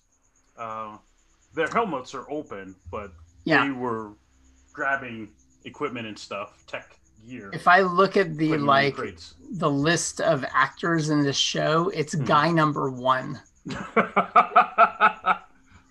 Extra number 1, yeah. Yes. And he's from the threshold of the door. It's probably Atlas and the cyborg guy number 1, and then guy number 2's behind him. Right. And they're, like I said, they're moving back and forth across the room. Yep. We're loading up crates. Yeah. Guy number 1, I shoot at him. All right. I may or may not be trying to hit him. We'll see. The dice roll will tell us. Do that on purpose. Yes, it will. So a shoot roll? Yes. No, you don't actually make a shoot roll. No. You click on your laser pistol, and it will make a attack roll, which is different. Shoot roll, skill rolls are 2d6 plus a skill. Attack rolls are 1d20, because we're playing an OSR game, and we might forget that sometimes. But I'm trying to click on it. Wait a minute. it should just be up in weapons, right to the left of your skills. You highlight it, if you mouse over it. Yes. I love this. And it'll do the little attack roll and everything. Okay. Submit. No modifier? It should be in there already. Yeah. I guess it's just additional modifiers. Oh, is gotcha. what it's asking. Gotcha. So I'm going to hit submit. Nice. That's a 6. Ooh. Okay. So in the Madlands rules that we're using, right? Yeah. Normal hits, maximum damage. On misses of 6 or better, damage is rolled and applied. So Nice. you just made the threshold. On 1 to 5, there are misses with disadvantages. So you did 6 damage anyway. Yes. You did max damage Someone, Dartha. with that barely hit. Nice. I love Right, it. it barely hit. Yes. Was she trying to hit the guy? I don't know, but she hit the guy. Yeah. Nice. Oh, and that's nice that it rolls his damage right there. Perfect. Yeah. Pretty slick. Tomes, you pick the next person to go. Yes. If you pick us, remember, like, yeah, we get the advantage of going first, but then they're all going to go. And then if they're the last person in the round, then they can pick themselves again. So it's kind of dangerous for us to be, like, super greedy about who goes when. Unless you know you can take them all out. Yeah, unless, yeah. I mean, there is Raven, Timothy. I would love to make this decision, but I'm going to pass it on to Atlas. And we'll have to figure out whatever's going on after that. Yeah. Yeah. I kind of want to be a bit of a bastard, and the one that I'm kneeling on, I want to pull my laser pistol and just like shoot him point blank. Woo! I think you do it. I don't know that you got to roll for that. You're right on top of him. You got his arm pinned, right?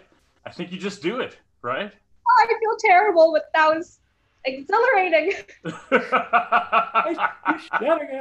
All right. Well, if we're taking under standard attack rolls, then that'll do 8 damage. That'll do 8. Yeah. Because that's. I think that's. Max. Yeah. And this dude that cyborg is messed up, right? Nice. You've already slammed him, and you shot him point blank. He's in bad shape. I would like to stop pinning him now. It seems like it no longer matters. I am free to do other things in the future.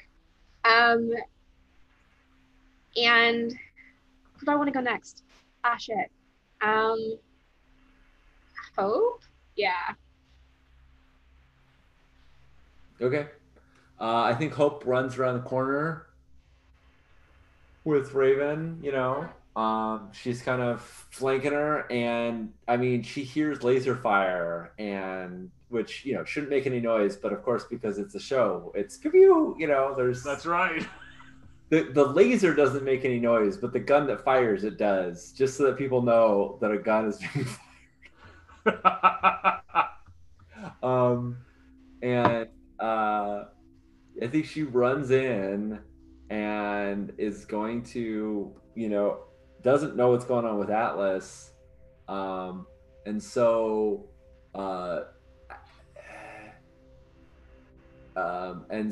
she's like, sorry, friend, I'm gonna need you to put that crate down. And I don't think you're gonna listen back nicely. And she takes a shot at guy number 1. Yeah.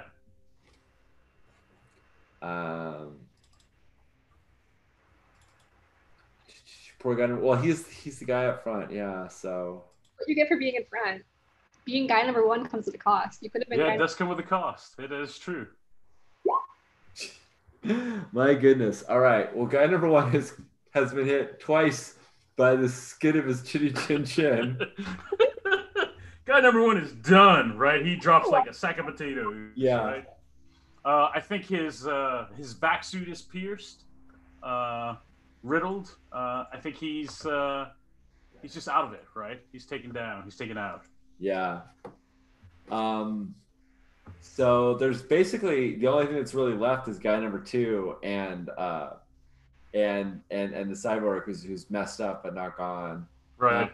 I kind of want to see how our Borgy friend does, if that's okay with you, Dominic. I want to see if he's got anything left in him. So I'm going to say, let's see how our cyborg friend reacts. He's going to go next. Gotcha. So I am.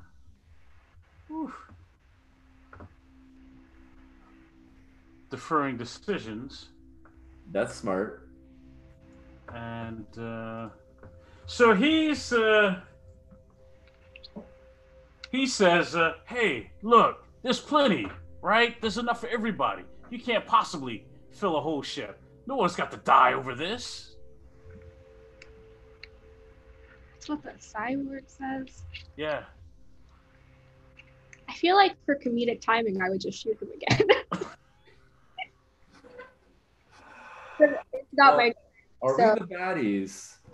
Are we? Yeah. I feel like I would say something witty, like we're not here to share.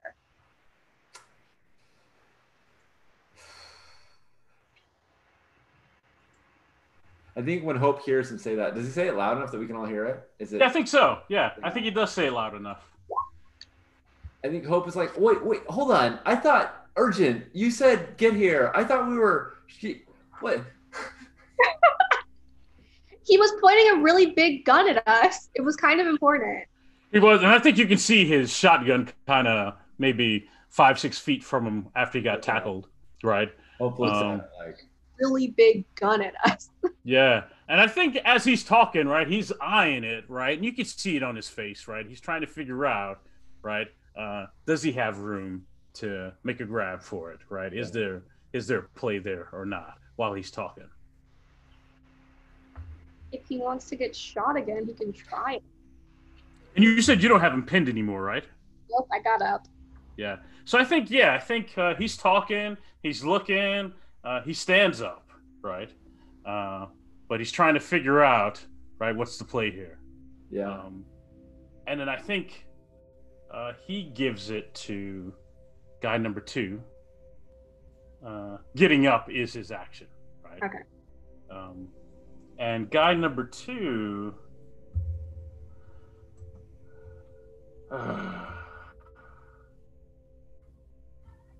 That makes no sense. So guy number 2, I think he stands his guard, right? I think he stands up, he stops back in the crate, right? He reaches and unholsters his weapon, which is a pistol, right? But he's not pointing at anybody. He's just trying to figure out and maybe there's no way out of the room, right? They have to go out the way you guys are coming in. Yeah, right. So maybe that's what's happening here, is that they don't really have another way out, right? And so guy number 2 is kind of, okay, I guess this might be the last stand. And so he pulls his weapon out, so now it's ready. And he kind of takes a defensive stance, right? Because he doesn't know what's next. Yeah.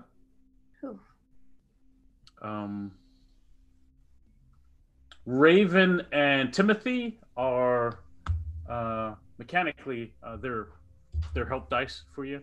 I'm not a big NPC versus NPC. Sure. Right? Yeah. So that means it's back to you folks. Okay. Are you guys cool with me starting? Yeah, go for it. I think I just stand up and I look at guy number 2, who's not shooting at us, right? And I say, it looks like we're at an impasse, but perhaps we can negotiate. The cyborg says, look, we got 2 boxes, kind of half packed. Let me just grab one and we'll get out of here. Now, from our knowledge, what they're probably taking are the nanites, not the control panels, right? Like these may or may not be inert once we get control. Is that our estimation of what's going on here, what they're grabbing, or do we have no way of knowing what's got in those boxes? Yeah, you got to take a look in the boxes. Because we don't, we know where the modules are. Maybe Atlas knows what they look like. They could probably fit in those boxes. Okay. And these guys may have no idea, just grabbing, right? They may have no idea, right? They may be grabbing stuff that we don't even care about, or they may be grabbing like the keys to the next nuke. Right. So you would have to take a look in the box. Yeah. Through the box before we let them go. But we could identify what's in the box. Right. Yeah. Is what I'll we just think. point out that since we're kind of at a bit of a cessation, both of you have the diplomat skill, and Atlas has the diplomat ability, and Atlas has the authority Yeah. focus, which allows you to, once per day, you can make a request from an NPC who's not openly hostile to you. I think they were, but I think for a moment they're not. And you can roll lead. The difficulties are their morale score, and if they succeed, they'll comply with the request, provided it's not harmful or extremely uncharacteristic. And I want to roll lead to see and I'd roll lead with charisma, right? So that's gonna kind of suck, but we'll see what happens. I want to roll lead to see if we like as a condition letting them pass because we're closer to the exit, then we look through what they have. No, that works. I think that's fair. I think that's you, you can take some stuff, but we have dibs on certain thing. Like right. Like yeah, that's the condition. Yeah, I'm good with that. The cyborg, who appears to be the leader, his morale is 9. Okay. Hot take. Can I swing this as rolling with intelligence? I mean, if you're making a logical argument, which is hey, look, we're not going to have to go to beef if we just look at the box and you guys get free shit. Yeah, no, I'm good with that. I'm good with that. I will buy that. Let's roll. Yeah. 12. I'm rolling so well tonight. Like I know it. Yes, that is awesome. Fire. We've been the yeah. The way I'm rolling tonight is actually bad shit. So I think the cyborg guy's like, all right, yeah, because he's wounded. Some of his parts might be leaking, right, or badly damaged. Yeah. He knows guy number 2 can't really fight. That's not what he's here for, right? Yeah. So how's guy number 1? I think guy number 1 is out. You guys tell me, right? If he's dead or just taken out. I'd like to say that with Timothy's help, we could get them. We could resuscitate guy number 1, and I think Hope felt like the shit went like, oh no, they were under fire. We had to run, and that's what she got. Raven. Right. She looks at Raven like, and she just like shakes her head like, sorry, like this not. It's like I thought things were more dangerous, and they were because the guy had the shotgun. But like by the time she got there, you already pinned him, and like they were too late, right? Like we were just too late. So she's just like, I guess Atlas had it covered. And I think Raven's like, no, this is good to see. Because we haven't really seen Atlas throw down, right? And so I think Raven doesn't really know what Atlas can do yet. Yeah. I'm like, yeah, and Hope's like, Timothy, can you make sure he doesn't leak out all the way? Can you? And I think he does, but he still has his pistol out, right? And he's just pointing it everywhere as he walks over to take. Work. Yeah. I'll patch him up. I'll patch him up. But yes, I think they're cool with you going through the boxes, and like I said, it's a grab fest. They're just anything that looks high tech and valuable. They put in the 2 crates, and in one of the crates are 2 of the nanite modules. Oh, we take those. We take those. Those are ours. Thank you. You can have the rest. Right.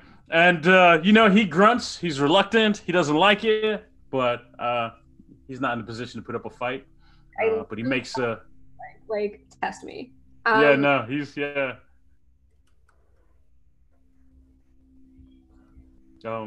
I think he says, well, can we at least consolidate the 2 boxes into 1 box? Sure, yeah. That's your call. And so I think he doesn't, but guy number 2 does. And he helps guy number 2 kind of walk that crate out of the lab. I just feel like this is like raiding some IT store, and someone's like, "Yeah, grab all the DIMMs because they're like worth a lot. Grab all the CPUs and the memory because they're like small and worth a lot. Hard drives or whatever, But get those 2. Get that NAS. Get the NVRAM, man. Yeah. Yeah, and you're saying these 2 guys work at some like IT shop on station, and they're just here pilfering. Got it. That's it. Yeah. Yeah, but pre-tech equipment. Who even knows what it does, right? Right. it's valuable to some people, Yeah. right? It's dangerous if you know what it does. Yeah, so they make off with their one crate of loot. You have 2 of the nanite control modules.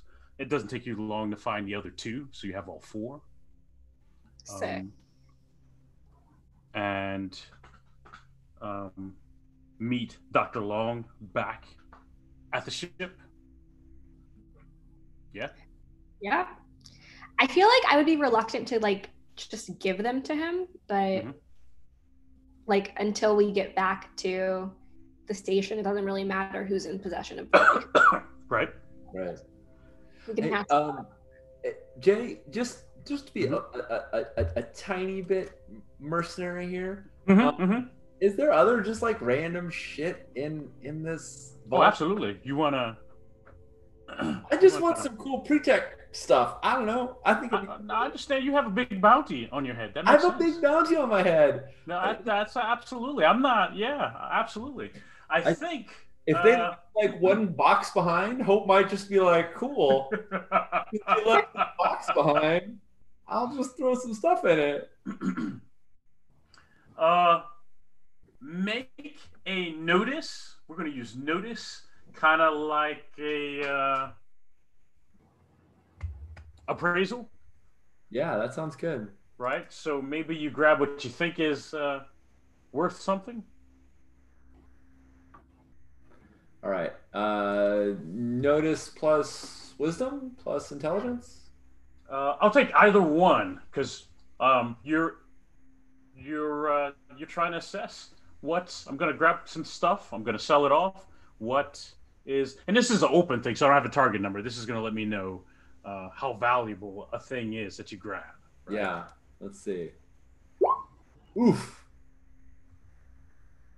Not much. That's 5. All right. So you grab a couple of things, right? A couple of tech-looking things, along with the nanite modules. Cool. I think there's definitely a moment where there's like a cool like robot arm or something, and I'm like trying to like get it free, and I can't, and so I just like go fuck it, and, you know, and I just grab some other shit. I'm just like, damn it, that arm looks sick. I don't know what I do with it. Maybe make a display on right. You know, because I'll tell you what, in this game, like our characters have never been very interested in money, but if you have a lot of money, there's all kinds of cool shit. There's ships, there's cyberware, there's all sorts of rad stuff. And I, you know, have enough debt that, so.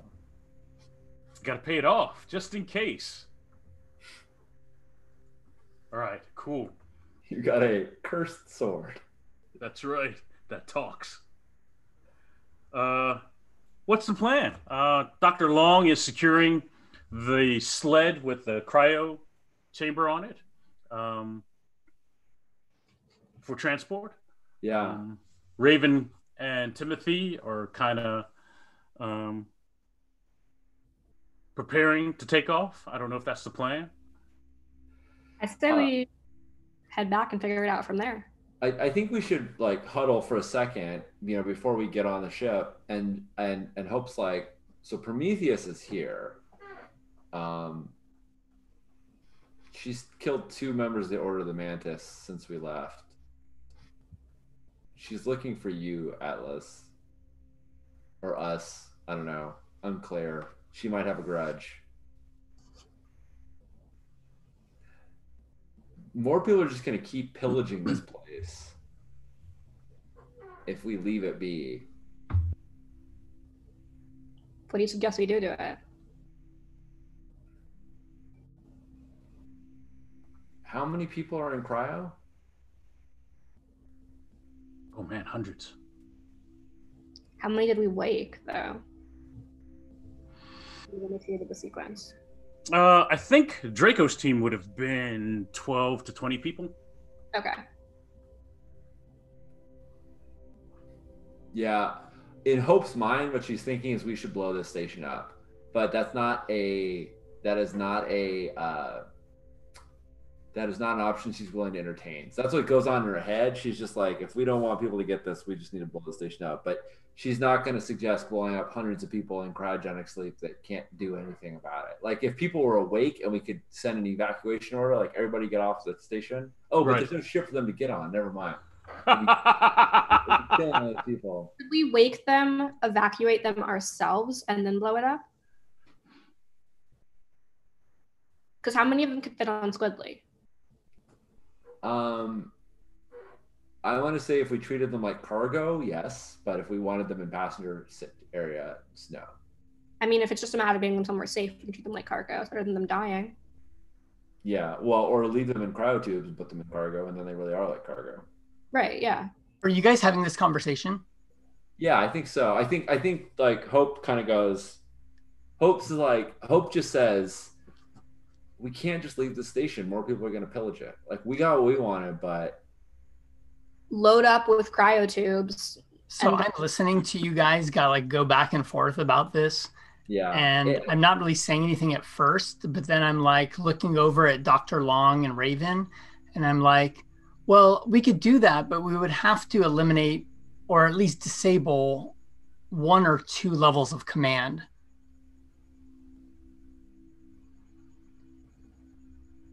So I'm basically like saying like, yeah, are we going to take out those 2 over there so we can do this? Like, are we really proposing to do this? Oh, yeah. I mean, I wasn't proposing to do this in opposition to, like, I think that this fulfills Dr. Long's agenda as well, getting rid of the station. I don't think it's, but what it might not be is, I think, yeah. So this is just, I guess, the 3 of us then. That's cool. This is just, and I'm like, I think the only reason why Dr. Long would object is the risk factor of spending more time here and potentially getting entangled with other threats. I don't think he'd have any objection to us getting rid of this vault. I mean, so I'm holding on to my pistol that we just saw I used. Yeah. Not effectively, but I used it. You totally did. You shot guy number 1. Oh, yeah, right. You did. Guy number 1. And I'm holding it behind my back and we can see that I'm looking at Dr. Long and Raven, and I'm holding that pistol. I'm like, so do you want to try to ask him first? Like you just proposed that maybe they'll listen to reason and they will also be on board with your plan of taking all the cryo people out and then blowing up the station. Yeah. So I'm like, I'm willing to ask them that. Is that what you'd like to try with first? Yeah, that's what I'd like to try first. And but this entire scene, I am not letting go of my pistol. Yeah, I kind of looked to the Atlas as well. Like, you want to? Are you? You know, like. Do you understand that if I go and I ask and they say no, that it could get ugly? Yeah. So I would. Yeah, which is an issue. Huh. I guess what I would want to know is if we ask and they say no, are we still able to do it? I'll just sort of jump out of character for a moment to cut because like on screen we wouldn't have this like, but what about this and what about that? I think if they say no and we agree with them, like Dr. Long is in charge of this mission and I'm the pilot, he can't leave without me. Right. But we would be breaking our promise to him if we were like, no, deal's off. This is like, we asked him to trust us and we want to trust him. And if we suddenly change the situation and don't give them a say and hold them hostage here, I think we would erode any trust that we've built up. So while he technically can't fly the ship without me, I think we would be breaching we would be acting insubordinately if we didn't. Like, I think we can ask, but if he says no, I don't think we can just be like, well, screw you, we're going to go do it anyway. You have to wait for us, without totally destroying all credibility that we've built up. Versus if we just don't ask and are like, this is what we're doing now, then. I think that accomplishes the same thing. I think if we just do it, we also look like the unreliable untrustworthy people if we're Yeah. just like, cool, we all agreed to the plan and we're changing it last minute without telling you why. Let's ask. Which, to be clear, is okay with me. But it is a decision we should make. Hope cares about her credibility with Dr. Long and with Raven, honestly. And so she does not want to just throw all that away because we're too afraid to ask. So she wants to ask, but she's not. Yeah. So she kind of looks to like both of you, like, is that cool? Like, Sure, yeah. right. Absolutely. So, you know, she's like, she like gave up on the robot arm and just put some other random doodads in the box, and then like walks up with like a box of doodads and you know, maybe not the modules, maybe Atlas is holding the modules, but you know, she's got like a box of stuff, and they've maybe just loaded the cryotube up, and Hope says to Raven and Dr. Long, like, hey, if we leave now, we got what we came for, but we're leaving behind so much more. I think we should evacuate this vault. We should get everybody off of it. I don't think we should go home with one cryotube. I think we should go home with all of them, and then get rid of it. I'm all for getting rid of the vault. Were you talking about waking up everyone that's asleep? No, I think they're going to be easier to transport in their tubes. I think that's doable. We'll have to figure out where we're going to store those cryo tubes. The problem is, I don't want to wake those folks up till we know more about them. We know. I think this I just guy, hype up, and I'm like, the alternative is murder. Well, so what we don't know is, why would you store a known psychopath, and he points to the guy in the cryo tube, along with those folks? Are those folks good people? Are they bad people? We don't know about those folks. I'm not opposed to taking the cryo tubes. We can't do it now. I don't want to stick around any longer. I'm okay with coming back and doing that. We have to figure out where we're going to place all those tubes, and can we keep them indefinitely someplace? I don't want to wake up all those people. We don't know anything about those people. But we do need to destroy the vault, and I'm all for that. And if that means moving these cryo tubes someplace else, I'm fine with that. I think Squidly could be retrofitted to hold these tubes in cargo.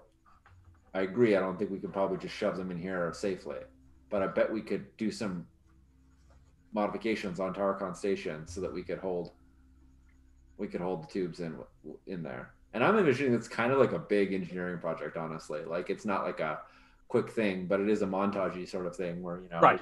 Get the station and have a bunch of people doing it. It's not what Hope was hoping to hear, right?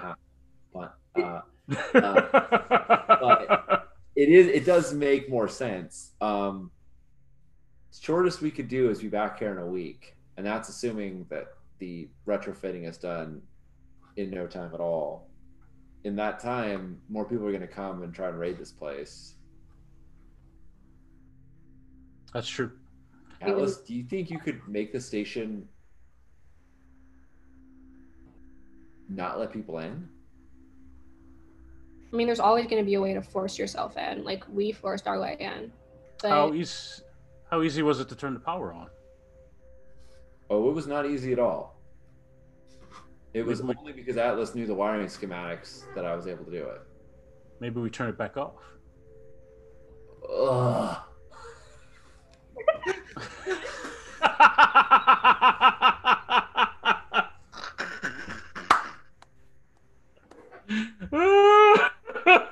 I think we should. I didn't realize how late it was. I think we should cut there and just, if it's cool with you, we'll assume. I have two effort left. I was saving them for something else, but I think it's cool with you. If we can elide over it, I'll teleport over there, fucking pull the switch, and come back. Nice. And then we just manually close the iris behind us when we leave. Yeah. Right. Perfect. Perfect. Yeah. I want to say I planned it that way, but that was organic. That is beautiful. Yeah. Nice. Nice. Should we call that? Is that session? Yes, that's perfect. I like it. Yeah.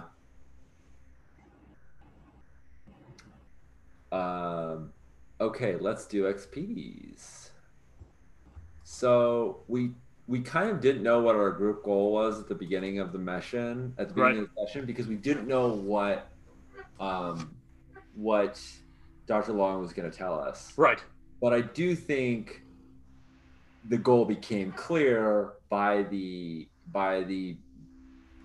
break. Right. That it was get Horatio and get the nanite controllers. Right. I agree. Yeah, and I agree. So I feel like we're all at like 2 XP base, right? Right. I agree with that. Do folks have personal goals, either that they have written down or that they have thought of recently? I had one that rolled over from last 2 weeks ago, which were to learn more about how Dartha perceives social relationships. I feel like I'm finally cracking that goal by like having these conversations with Dartha. Right. And then the other one was to talk to Horatio Long, which I did not do. And I didn't have a third one. I feel like I hit one of them just by interacting with Dartha. Yeah. And I think you certainly, you get the extra, you get the XP for doing one. And I mean, I also feel like if this is Burning Wheel, I would give you Fate because right, you tried, yeah. And unfortunately, I forget because sometimes because I know those are the goals, so there's some obstacles there, right? They can't be easy things, right. And I need to hear you say the words. I'm going with you to see Horatio, right? Yeah. And then I'm like, yeah, you got that. That's you if nothing else, right? You get the credit for that because that's the burning wheel in my head, right? Because that's the thing you want. Exactly. Well, we're bringing it back. It's still on the table. I think, and he's frozen right now, so I'm sure he'll be him eventually. But I've made significant steps towards talking to him. Yeah. No, I agree. All right, Tomes, you have Darthas? Yeah. I think knowing that like the leveling up had to do with telepathy, that probably would have been a goal that had something to do with that, like communicate kind of like in a closer way with someone you have a significant bond with or something like that, whether it was one of you guys or in this case it was probably more Dr. Long, although I think we argued that like there was like little bits of stuff going on separately from that. And I probably would have put in one goal that had to do with Clack that we wouldn't have gotten to. Had a scene with Clack. We just didn't get back there. Yeah. Yeah. I hope Clack's okay. I hope Sinclair did. We'll find out. I honestly, I never know with Jay running the table here. Yeah. Who knows what I'm going to come back to. All right. You're at 15 XP then. And for Hope, my goal was to figure out the truth from Dr. Long. Right. And I felt like I think I did that. I agree. He put that all on the table. Felt good about that. The other one I had was to find out who RK and B are hunting. I didn't realize that someone was just going to tell me, but I think it's me. Because Dr. Long sort of told me that. He's like, you got a bounty on your head. And I was sort of hoping they were hunting Harker instead. Right. I was going to be like, yeah, they're after you. But I think it's moi. So I don't get XP for that, but I think I figured it out. So right, I think I figured it out for free.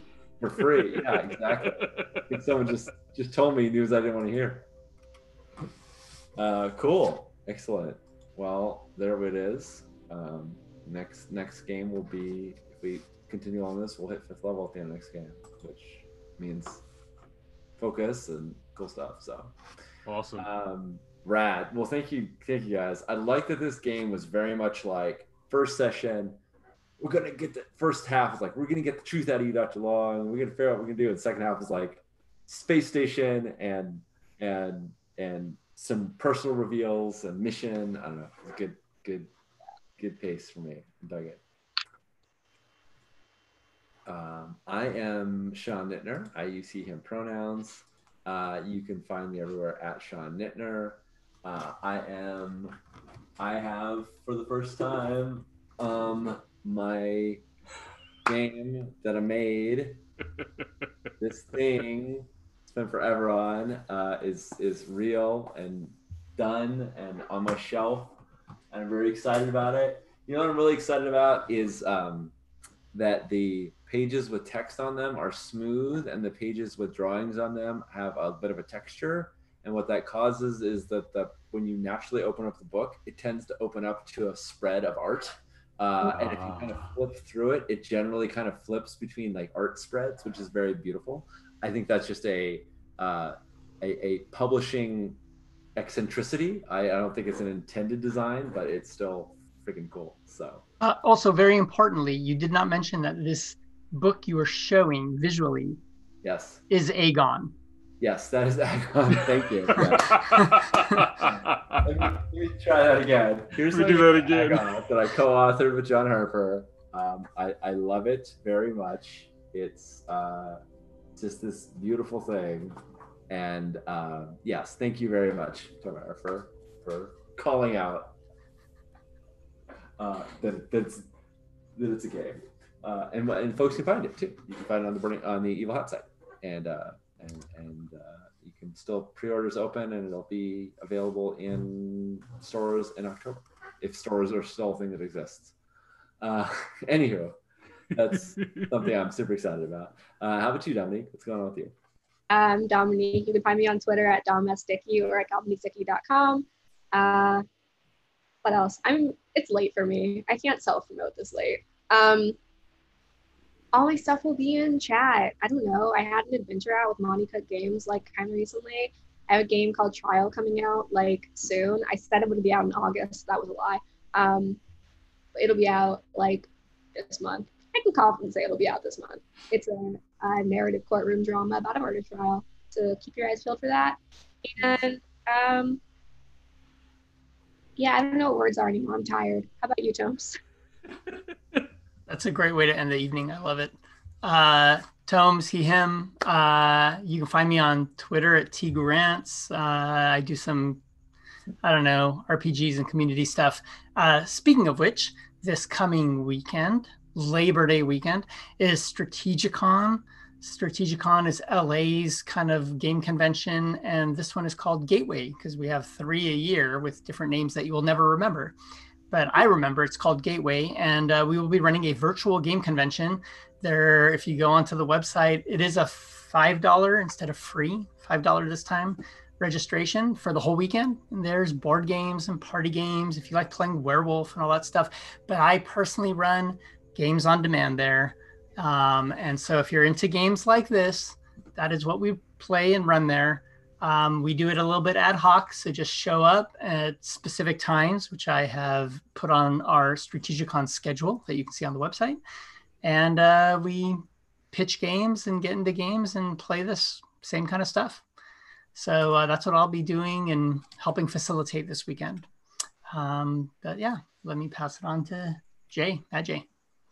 I'm Matt J. You can find me on Twitter at MattJ0. I'm also the host of the Diceology podcast. You can catch me at diceology.com. This is my most awesome game of the last month and a half. This has been good stuff. I've been enjoying Stars Without Number and playing with these guys. So I have no idea where we're going. I love it. So. It is very good stuff, man. I love the space dramas and big feels, and also the like massive political upheaval and tensions on all of us. It's all very good. All right, friends. Well, we will see you in 2 weeks, and if you want to stay on the channel tomorrow, Judd and I will be playing Burning Wheel. So swing by for some Dragon Sworn dwarf delving. That is so cool. That game is awesome. I love it. Take care, all.